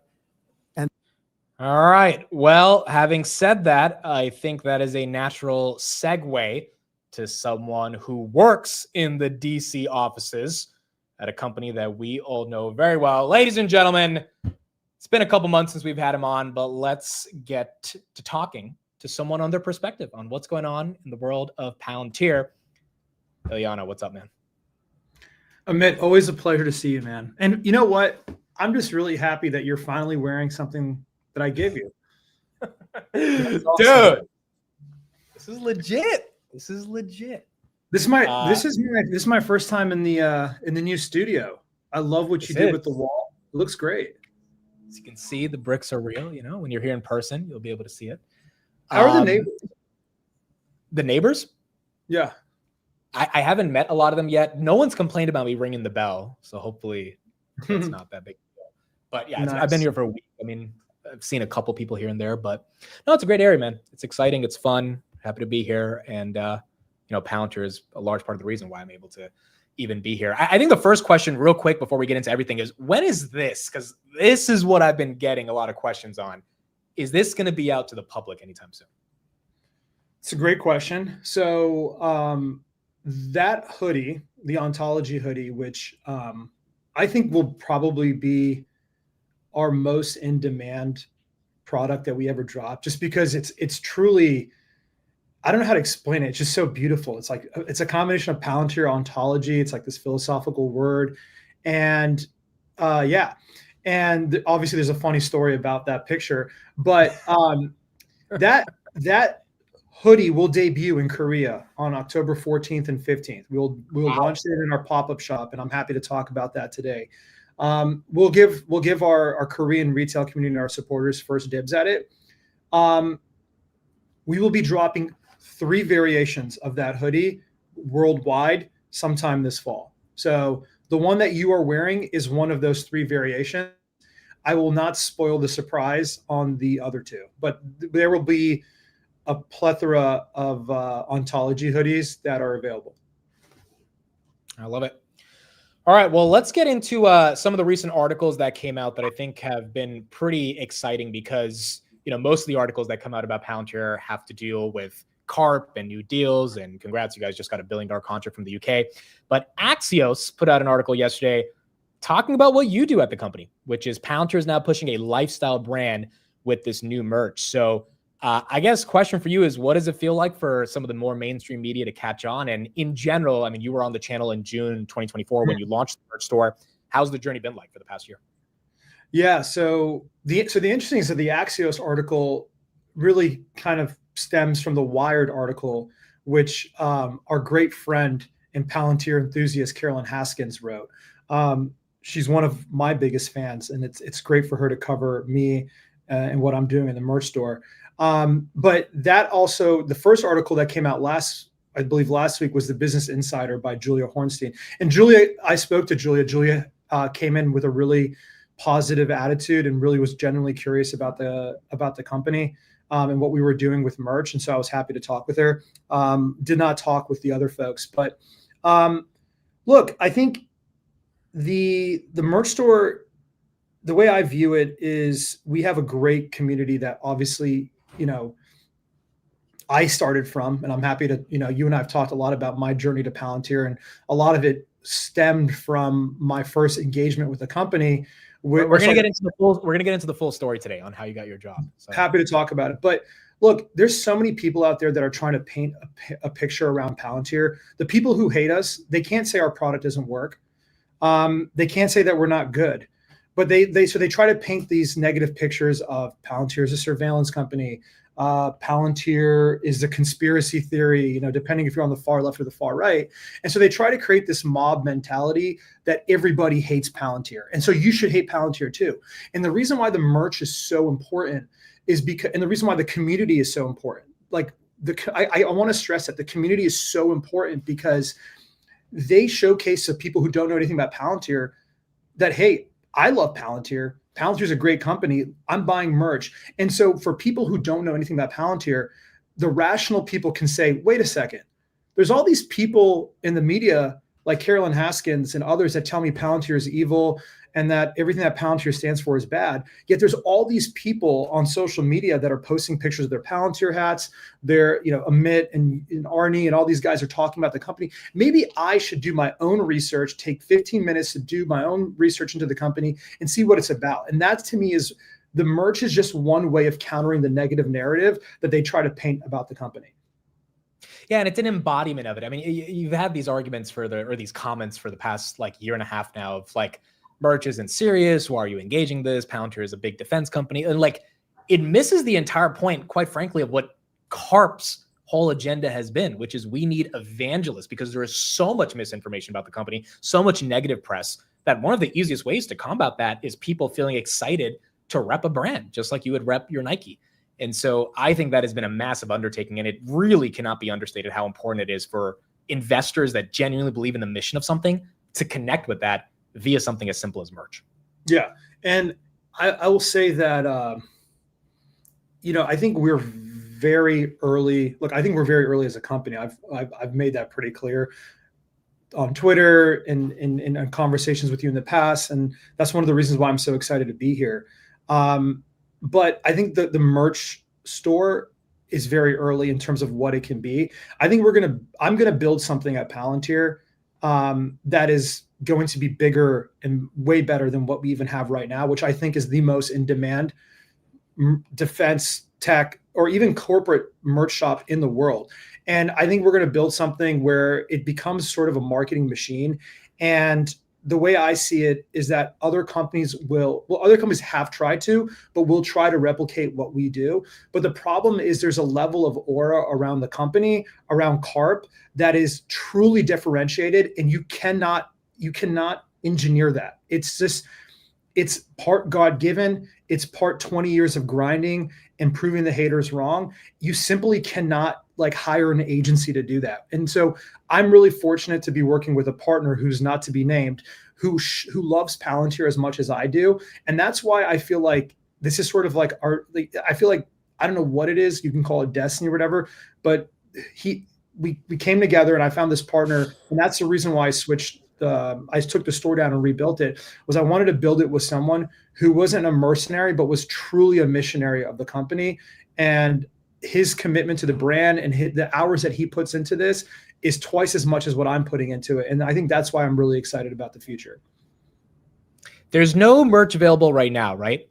The drop is, yeah. There's nothing. So I've taken the store down just because there's a few bugs with the processing of the payment that we needed to sort through.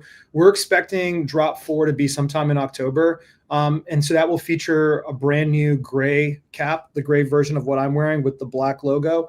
And then we'll have some other things as part of that drop. We have a Warp Speed shirt coming. The Warp Speed shirt will be sometime in October. And then we have a Foundations shirt, which I'm really excited about.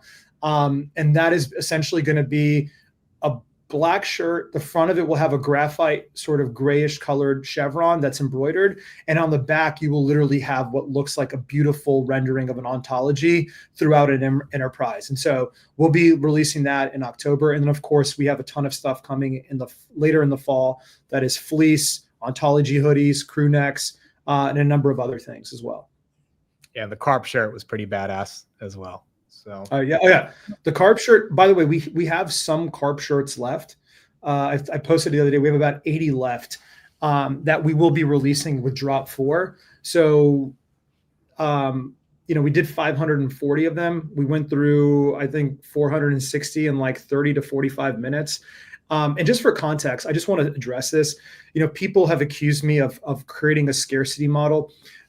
The quantities that I'm ordering this year that are selling out in 3 minutes would take sometimes a week, 2 weeks, three weeks, a month, even longer to sell through. And so, like, I want to just emphasize that the demand has substantially increased. You know, I am not in the business of trying to not give the people what they want. You know what I mean? I think I really care about the retail. It's not Supreme where you're releasing 5 shirts. But I will say, look, we order because we're manufacturing the shirts from scratch. These are very premium made garments.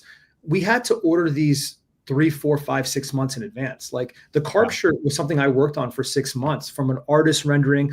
Obviously, Dr. Karp had to approve the image. I couldn't just be like, hey, Dr. Karp, here's a picture of a shirt. Here's a shirt we're selling of your face. Hope you like it. Like, so there's a lot of things that happen behind the scenes. It kind of does frustrate me at times when people like accuse me of creating a scarcity model. And they're like, oh, like, why don't you use Warp Speed OS to help? And it's like, guys, we did this 5, 6 months ago.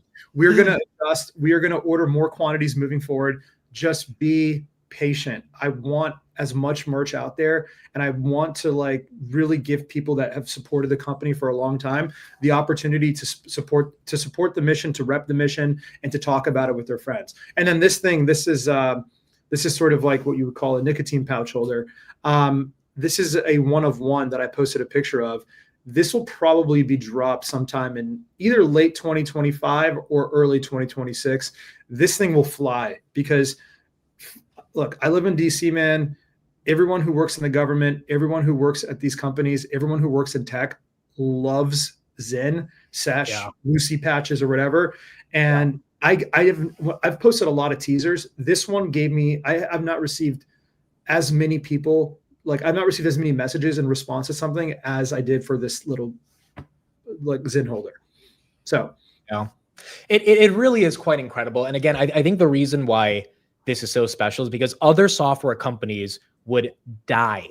Snowflake would die. Databricks would die to have someone who can champion and evangelize their company's aura, mystique, brand in a way that gets regular people like me and you to be excited about repping that. It's not easy it's very, very hard to build a brand in a way that resonates with the masses. And so I think the merch just continues to accentuate it and make it even more exciting. Yeah, it's great. I mean, I think it's super awesome just to see how everything is coming to fruition.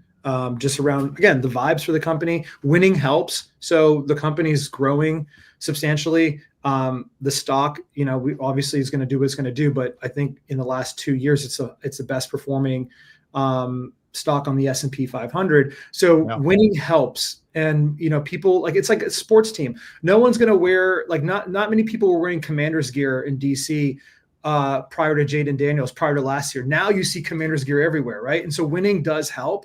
And so my hope is that, my belief is that we'll continue to win for a long time. And the people who want to wear the merch will be very proud to wear it. And that's really what we want to do is we want to keep fighting for the people that have supported us. And we want to always ensure that they're proud to wear the merch. All right. Last question. You said you would tell us this story a year ago. It is a year later. I know the story, but I think it would be very exciting for other people to hear the story.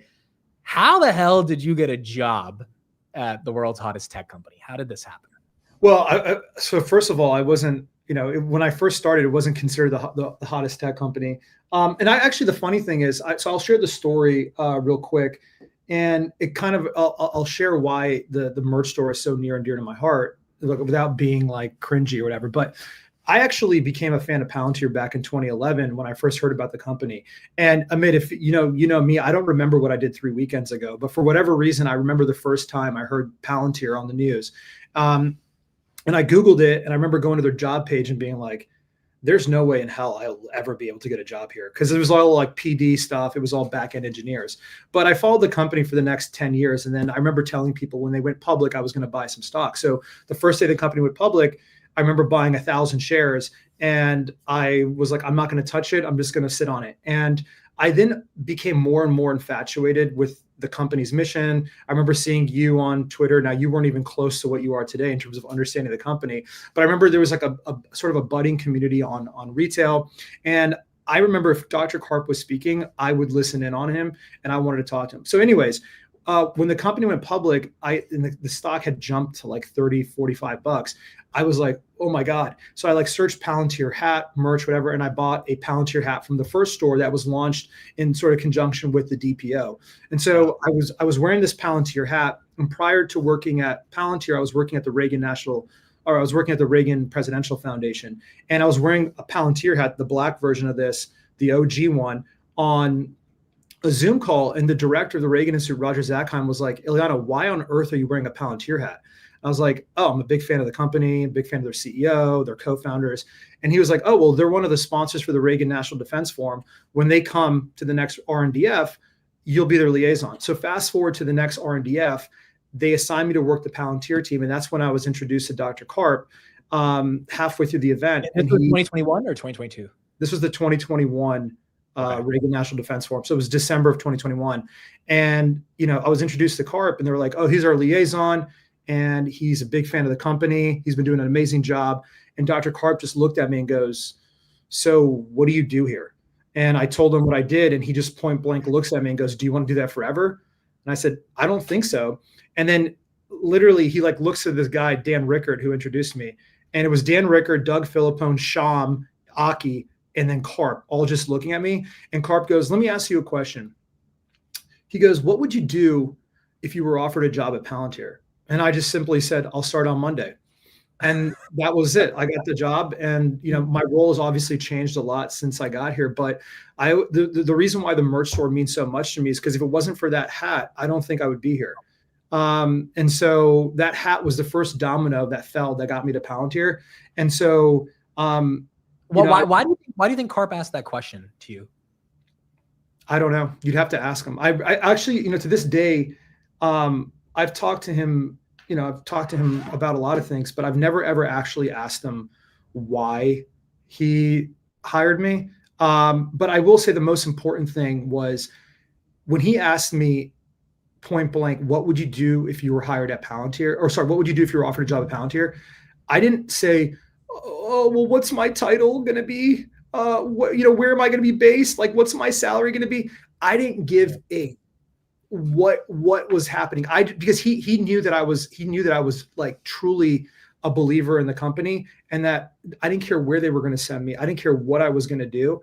I knew back then how important this company was going to be. And I think he just wanted to invest. He takes chances on people who feel the same way. And so, again, that was the story. And so did I ever think that, when they took the merch store down the first time, I was like, why, where's the store? Like, and then I started getting on Twitter and I saw people being like, where's the merch? Where's the merch?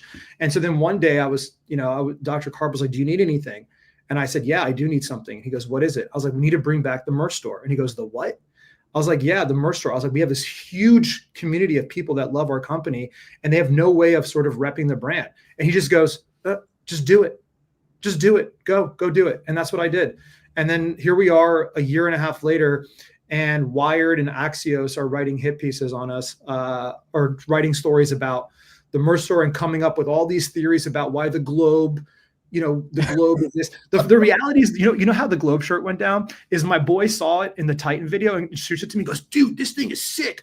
5 minutes later, we were like, yeah, let's just put it on a shirt. There was no like checks and balances. There was no like market research and KPIs and all this baloney. It was just like, yeah, that looks cool. Let's just fucking put it on a shirt. Sorry for cursing. But it was just like, let's just put it on a shirt. And it's so funny to read these articles and they're like, oh my God, like they're symbolically trying to say that Palantir is controlling the world. And it's like, it's amazing, dude. I love it. So anyways, that's my story. And, it's the serendipity and spontaneity of just saying yes. I think that's a metaphor for life, right? Like when you get an opportunity, especially by someone or some entity, which Palantir, the stock was $6 at the time. It was not the Palantir of today, but because you believed in it, because of that hat, and you said yes. I mean, if you didn't say yes to that, I wouldn't be in this situation. Because for those that don't know, Eliano is the reason why I met Dr. Karp back in May of 2024. If he did not organize me coming to SCSP and then meeting with, like, this all wouldn't have happened. So it's kind of wild. Here's what I don't want to be Tony Robbins and or one of these guys that like gives life advice. But look, I truly believe in life. If you do the right thing and you work hard, you will get one opportunity that will change the course of your life. Yeah. You'll get one shot if you put in the work and you're a good person and you're honest. And again, if you do you will get one opportunity. And that was my opportunity. I think for you probably, someone like you will get tons of opportunities. Like you don't just get one. And what you do with that opportunity, what you do in that moment will impact you. And I feel like for me, that like everything in my life led me to that moment with Carp, and the Palantir hat played a significant role in all that. And so that's why this means so much to me. And I don't know what I would be doing, man, if I didn't land here. Like this is truly the best place in the world to work. You get to be yourself, and you get to take chances, and you get to do things that are different. And not everyone's always going to agree with it, but you get a chance to do things. And yeah, so I'm really excited. Look, if people have ideas and feedback, I think we have a great plan for the store in the next 5 to 6 months. I do want to transition into harder goods. I want to do like espresso machines. I want to do like snowboards. I want to do really cool shit. And so I really appreciate everyone that's like supported the store, that's bought things so far. Please be patient. We'll increase the quantities, and we are gonna build the best merch store for the best company in the world, period. And I think the best way to end it out right here is a bit of a, well, this was pretty public. Everyone knew about it. It's a little bit of a public apology right here by Mr. Kris Patel. Sorry about being a dick on X. Really bad moment for me, and I shouldn't have reacted the way I did. It's all good. I really appreciate that, Kris. And look, I'll say this, man. At the end of the day, the company, the numbers, and all that stuff, they don't mean they're important. But I think at the end of the day, like I totally respect people that like you and others that cover the markets and stuff. It's very difficult. It's extremely challenging. And you guys are really smart. And Kris, you've made a number of great calls. I think as long as like we're all on the same page, it's just like, I even responded a little bit, angry as well. So I apologize for that. But I would say like, I care so much about this company. I care so much about Dr. Karp. Obviously he changed my life, and I care about what this company stands for. So I think as long as people are focusing on the numbers, that's one thing. We can all disagree on the numbers, the growth, the valuation, etc. But I think at the core of it, my message is that this company, like Sham, Karp, all the people that are at the top, despite what the Wired, the Guardian, and the German newspapers are saying, these people really, really care, and they grind so hard, and they really care about humanity. And so I think like, as long as we keep it focused on that, I'll never, ever like get pissed off at anybody. So Kris, I appreciate you. I'll hopefully see you when I'm in Atlanta. And I'll definitely bring a hat, or maybe I'll just, you know what? I'm going to send Kris a hat. How's that? I'm going to send Kris a hat, and he has to wear it. That's the key though. I need Kris to wear it. Yeah, and the thing about this is you both are two of my very good friends, and Kris has always loved Palantir. I mean, Kris is a veteran, right? He understands how important Palantir is. He just doesn't agree with the valuation. So it is what it is. Everyone has their moments, but yeah, I mean, look, numbers are numbers. You know what I mean? Numbers are numbers. I think as long as it's like we just keep it focused on the numbers, for sure. Dinner, they got some good spots in Atlanta. Yeah, so we'll definitely do that. Hopefully, a Mick can come down too. So we'll do like a little steak dinner. Before we leave. Yes. Before we leave, can you share that quick story about in RNDF, the sandwich that they were eating? Can you So I think it's such a profound story. I would love for you to share that. Yeah, I think there's like, I think when you become so like, I was a super fan of Palantir. I still am a super fan of Palantir, if you can't tell. But like on the outside, they kind of like try to paint this picture of like this conspiracy, this like deep state sort of thing. And I think people forget that nothing was ever guaranteed.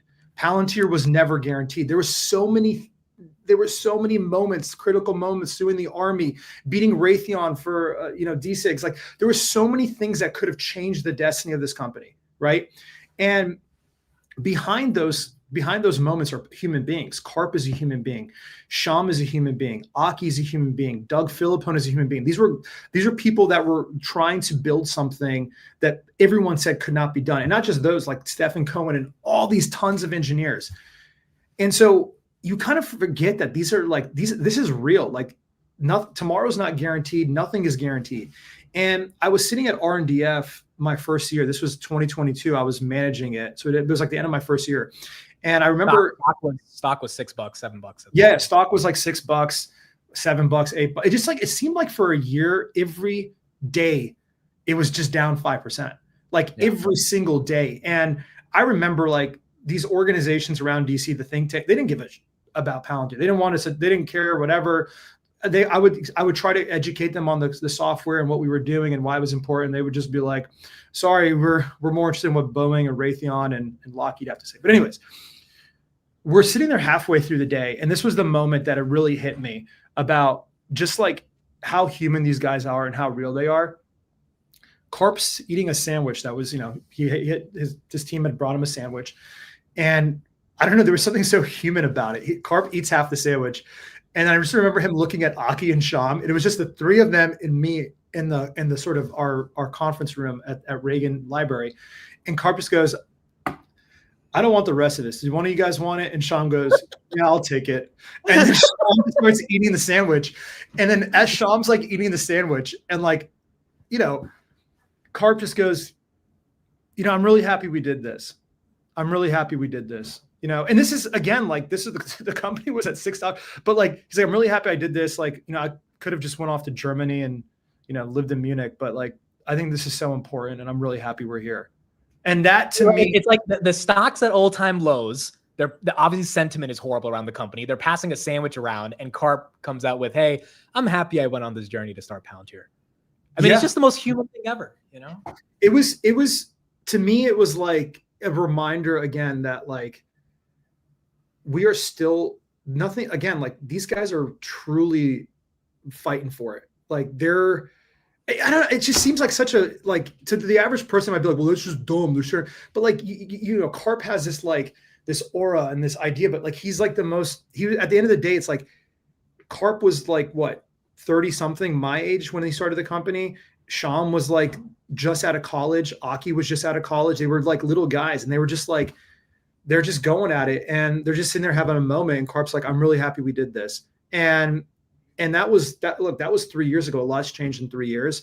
And so that was, it seems like to a lot of people that might not seem like a meaningful moment, but for me, given like how infatuated I am with the company, its aura, and like how you get kind of lost in all these headlines about the deep state and all the Intel stuff and blah, like it really reminds you again, like these guys just had an idea, they ran with it, and they went through a lot to get to that stage. So that was a meaningful moment to me. I'm happy you asked me about it. And hopefully there'll be many more to come.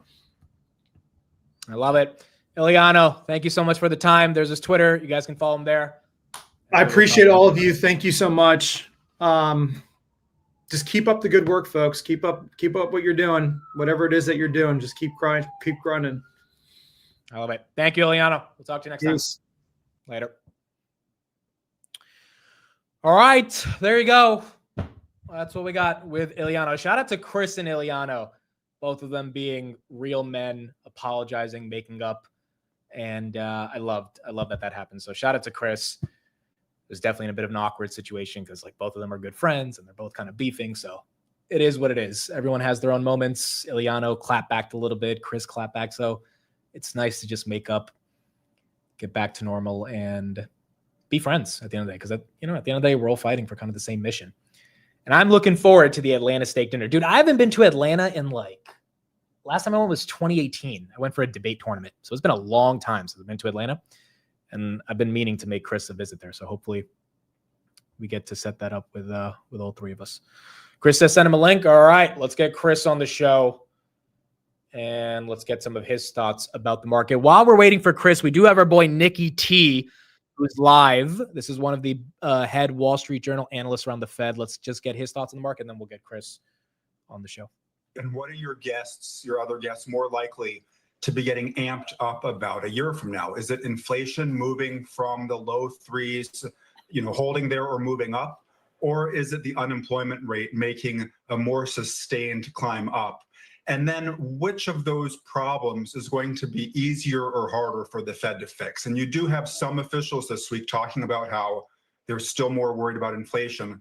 But I think what you see last week from the chair and his comments and from the projections in the SEP show that that balance of risks is changing.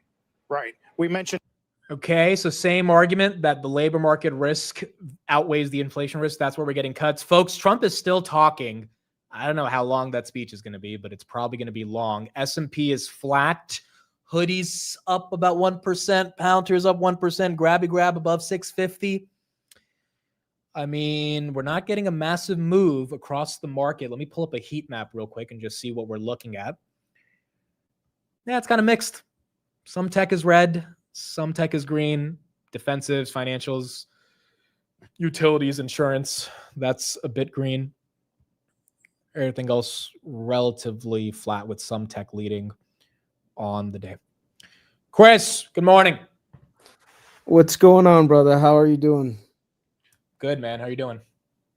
Good. I was just listening to the Eliano thing, and I was like, you know what? I never got to basically talk about this with you, and I'm glad he was on. I was like, all right, well, how do I approach it? I was gonna say, hey, do you want to bring me in live real quick? But I figured, you know what? Let me just make it very, like, I didn't want to interrupt him while the whole thing was going on. But yeah, just look, as investors, there's this thing where people are supposed to be, they're not supposed to be emotional, and they're not supposed to let things impact how they approach things. And you know what? That was a really bad moment for me. It just really reminded me of a bad time in my life when I was a kid. And it's one of the reasons why I've always been a little bit more hesitant, and especially when CEOs become extra bullish on things. And, you know, it feels like, I don't know, it feels like it feels like a reminder of how things can get really bad. And so I don't know, it was a bad moment on my part. And then when Eliano posted the other thing, I ended up calling him a hat salesman. It was a whole fucking stupid. It was really stupid. There was no justification for it. There was no point to it. There was nothing to gain from it. This is a company that I still love the mission for, you know? And so I don't wish this company's downfall, and it's funny because literally a week before that, me and you were on Spaces debating a bunch of them. Yeah. We were debating a bunch of idiots that were like, oh, this company is just a bunch of, you know, like, what do they call them? Like spy company that's just, and I was like, bro, you live in the middle of Long Island. Like, shut up. Like, no one gives a shit about you, dude. You know? it was such a stupid argument, too. Like, me and you, we got frustrated trying to explain this, but whatever. The point is, I got emotional, all right? And it came out, and it came out publicly. I'm glad I took a break away from social media, because I think at some point social media can get a little bit too much as well, and sometimes you just need to dial it back. And I was able to dial it back, and you know, ever since then I kind of calmed down a little bit, and you know, I'm getting back to my normal self. And yeah, I also think people have to recognize this is not a normal job, like having tens of thousands of people constantly judging every single word you say. I mean, like, you know, it can definitely get to people, and you're not a professional full-time creator, right? Like, you have an actual other job, you have a wife, you have other things in your life that you have to worry about. So obviously emotions can definitely get high sometimes. Yeah. And in my defense, I was on like 24 hours, no sleep. Yeah. I just had gotten over the shift. So, you know, when you work night work, you're extra agitated when you don't get your beauty sleep. So that probably didn't help the situation either. But the point is, I definitely should be better at controlling my emotions, controlling my words, especially on social media. Don't need to be public about so many things, and yeah, and whatever. All right. So, I mean, let me get you for 10 minutes on the markets. I mean, Nvidia, Openai, S&P all-time highs. Some people say bubble, some people say top. September's going okay. You got Oklo running. I mean, like, what are you thinking about the state of the markets right now? I just, believe it or not, I just took a little bit of profits from my UNH position. Oh, wow. All right. So you took some profits there. Yeah, I did. The reason why is, number one, I've had some really good gains this year. And so I want to make sure that I sell the stuff now while I'm still in the profit. And this way I can put it to the side for taxes. And then, you know, me and the wife, we're about to buy a house. So in my non-taxable accounts, I'm just letting things ride like they're supposed to. In my taxable one, because like I had prior gains like throughout the year, I needed to make sure I had enough capital to pay my taxes. And so I know this is going to sound bad, but this is like the first year, and this is a bit of a proud moment for me. I'm actually going to end up paying 6 figures in taxes this year. I know. I mean, on some level, it's like, damn it, the wife always texts me when I'm on the thing with you. On some level, Dude, you got to have do not disturb. I'm on do not disturb all day. Otherwise, on some level, but I put in feel the chat if you've paid 6 figures on your taxes before. I've not gotten to that point yet, but put in the chat if you've had to pay 6 figures on your taxes. Go ahead. this is the first year that I'm going to end up paying 6 figures on my taxes this year, and some part of me is like, oh my god, like yeah, I hate taxes. You know, I mean that's just a natural visceral reaction. But there's also like a part of me that's like, hey, you know what? Like this country has been really good to me and my family and stuff, and you know, I'm actually able to kind of give some of that back. You know. Yeah, but that doesn't help the pain of 6 figures, bro. That is still. I mean, you got to remember, there's gains on the other side of that too, brother. You know.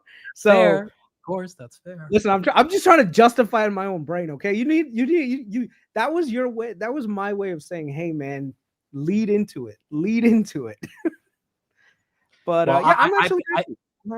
I paid 5 figures for the first time last year, and it was an aggressive 5 figures. But I hope next year is not 6 figures. But it is a blessing to an extent. If you're doing that well, that you can give back to your country with 6 figures of taxes. It's low 6 figures. Okay, so everyone here, don't be like, oh my god, Kris has come out with like a few $1 million. Like no, it's low 6 figures. Like hopefully it gets into the high 5 figures amount. But we'll see what my accountant's able to do to basically get the number to be as low as possible.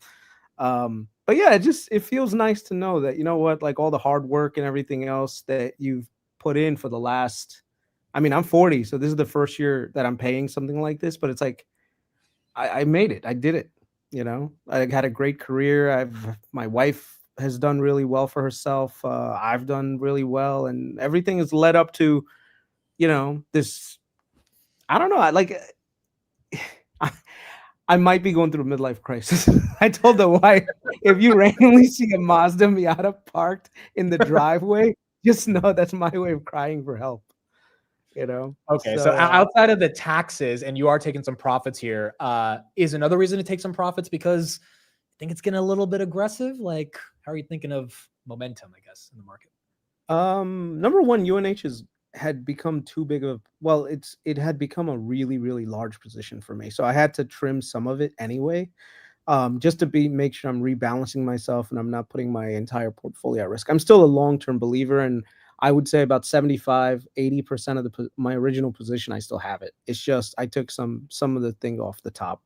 And that's just in case if there's some sort of a market pullback. I don't want to be in a position where I've taken profits on one side, but now I have to sell on the other side just to have liquidity to pay taxes and do these other things. So, right. You know, yeah. Okay, so I guess S&P and Nvidia money that do you think this continues to, or let me narrow down the question to, do you think the data center trend is going to continue? And do you think Sam Altman that posted on his blog today that we need even more than 10 gigawatts of energy, do you think it's blowing smoke, or do you think it's like legit that they really do need to spend this much?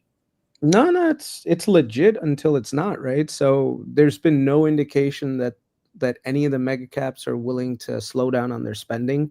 So, you know, as long as the data just keeps showing that there's demand out there, I mean, anecdotally, every website that I go to for different things, they have like an AI feature in it now. If you notice that, yeah, they'll be like analyze with AI, and I'm like, bro, I'm just trying to find like a really simple restaurant. Like I don't need AI to tell me like what a good restaurant is, right? But like every site that you go to now has like an AI thing. So there's definitely like demand out there. I'm just not so sure how much of that demand is actually going to translate into tangible income for these companies. But you know what? If they're willing to burn the cash, that's fine.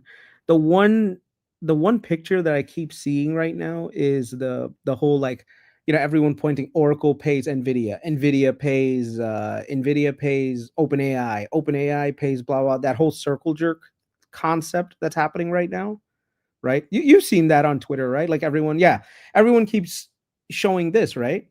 But here's the thing: Oracle provides a whole bunch of database services to all of these enterprises. So there's money entering into the system. Correct. That yes, there's rotation happening in there. OpenAI has 700 million users right now, of which I'm sure there's quite a bit that are paying them. And then there's all these API calls that are going to OpenAI.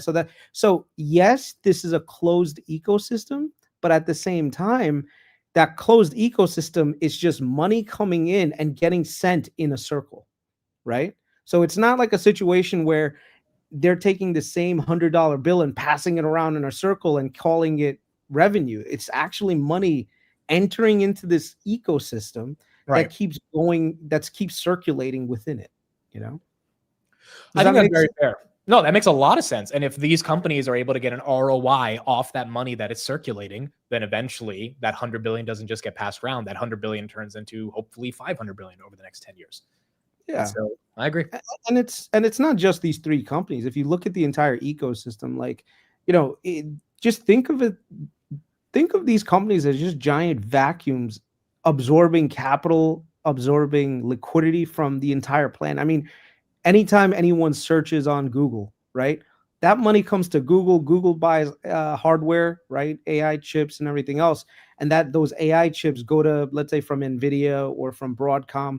That gets put into the system again. Now Broadcom buys services from here, there, and the other thing. And like I said, it's a giant circle. But the thing is, there's cash coming into the ecosystem, and yes, some part of that cash flow is leaving through, you know, buying parts, buying equipment, hiring people. But at the same time, majority of it just stays, that value captures, is still within that flywheel. And the difference between this now and like the year 2000, when we actually had the .com bubble, is that everything was phantom. There was no value on the other side of it. You know, this one, there's actually value in the ecosystem. So yeah, and I think that value is not really slowing down, especially when you look at Anthropic's revenue and what Zucks has been able to do with Meta advertising getting even better and better. Like, if that value is not slowing down, it continues to make me think that money is being passed around in a pretty exciting way. So Google, have you taken profits on this one, or are you still? No, I'm letting Google ride, man. Let Google do Google, bro. It's still trading at 24 PE forward basis, which is insane considering everyone else is in the 30s plus. And Google's still growing their top line at 15%, buying back shares like there's no tomorrow. They got their side hustle businesses that are, you know, growing, like the whole Waymo thing. Their cloud business is growing 15 to 20% per year. The whole headline with Google getting slapped with antitrust and how that would end up breaking them up, that's kind of, you know, that overhang is gone. I mean, Google is still one of fundamentally the most undervalued of the mega caps out there right now, considering how vertically integrated they are within this whole AI ecosystem. They're just sucking up capital and just deploying it back into that core business. And at the same time, as shareholders, you're still getting a tremendous amount of value through share buybacks and then growth, you know? Agreed. You bought more BM&R. Is this one going to work, or are you getting nervous? How are you thinking of BitMine? No, I ran a model today. You know, I just basically, I'll give you the key formula that I ran basically. So according to most analysts, the price target for BM&R is going to be around between, depends on who you talk to. Some that are really bullish are saying 10,000. Some are saying like about 7. My personal target, I just left it at 7,500 on Ethereum, primarily because of just how much stable coin utilization is blowing up. So what I ended up doing was just modeling out incrementally how much ETH is BM&R going to buy over the course of the next 100 days. And then utilizing just, you know, on average, just, you know, different price targets at which ETH they could buy at. And then what the share price, I mean, how much shares would they have to issue in order to get there? And then at the end of it, I calculated about $75 would be like a 1 MNAV at the end of the year in January, but they're not going to trade at a 1 MNAV. Like it's stupid if they were to, because I mean, if you look at MSTR, they trade at a much higher MNAV. So it's probably going to be closer to a 1.3 MNAV, and I'm being conservative. Some people probably say it should be 2 MNAV. I think it's going to be like roughly like 1.3, just to be on the conservative side, which gives it about $100 per share, right? So for me, I'm like, okay, $100 per share, that's my conservative target. And then on the other hand, I want to be even more conservative. And the play that I'm doing via the option strategy, especially for January 1st, gives me a huge amount of return for a lot less in terms of risk. One of the crazy things that's happening with BMNR is that the IV has spiked so high that you could take a long leg that's well within the money and sell a short leg out of the money. And the short leg out of the money subsidizes the crap out of your long call. Because And the premiums are so good, right? dude, and the premium is amazing. So now what happens, even if like BMNR stays, somewhat flat and actually is only growing by a little bit, that theta decay and that vol going down ends up yielding you a really good return. So it's Essentially, you're talking about the poor man's covered call and navigating the volatility. Exactly. And it's only like now with, what is it, September 23rd. So it's like a little bit over 90 days out, like 100 and something days out. So usually when it comes to that, that's when you'll get like maximum theta decay as it rolls down the other way. So yeah, it's a position that I feel pretty comfortable in, and I may like reevaluate it in November, depending on how much BMNR has gotten to their 6% target, basically. Not 6%, 5% target. So yeah. All right, Kris, thank you so much. Appreciate it. I'm putting Chris's Twitter right here in the chat. And yeah, I'm happy you and Eliano made up, and it's good. Yep. Take care, brother. Have a good one. Take care. Love you, man. Talk later. Bye. All right. There's Chris's Twitter right there in the chat. All right, guys. I think that's it for today. I think Trump is still talking. Let me see. Bro, he's still going. That is wild, bro. This is going to be like a 3-hour speech. So we'll see if we get any other headlines from him on the market close. But that's pretty much it. That is pretty much it. So there you go. S&P flat on the day. Ethereum pretty much flat, 4,200. Tessie's flat. Palantir and Hood up about 1% each. Hoodie maybe making a new little base above 125. Right now, 126 would be very exciting to see. SoFi trying to get up to 30. Grab couldn't break above 660. I mean, we got to 662, then it fell. Volume on that is still 24 million shares. So on track again to get to 100 million again today. But that's at 645. You got Google right there at 242, AMD 162, and then the S&P, which is flat on the day. Nvidia, unfortunately, down 2%. Again, the street still does not fully believe that Nvidia is going to be able to put up the numbers that they think they can put up. So that one is slightly down. Hood and Palantir up, and then the S&P is flat on the day. ASTS, great day.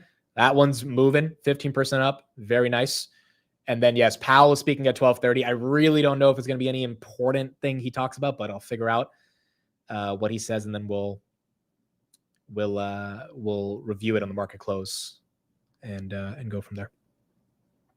Trump streaming time beats Nvidia. Exactly. All right, word of the day. What do we got? Oh, I can do this. Thank you. Finally, an easy word of the day, bro. An easy word of the day. Pundit. Pundit. There you go. A learned person, expert, or authority. Sport pundits debated the coaching decision for hours after the game. The political pundits predicted a shift in voter sentiment weeks before the polls.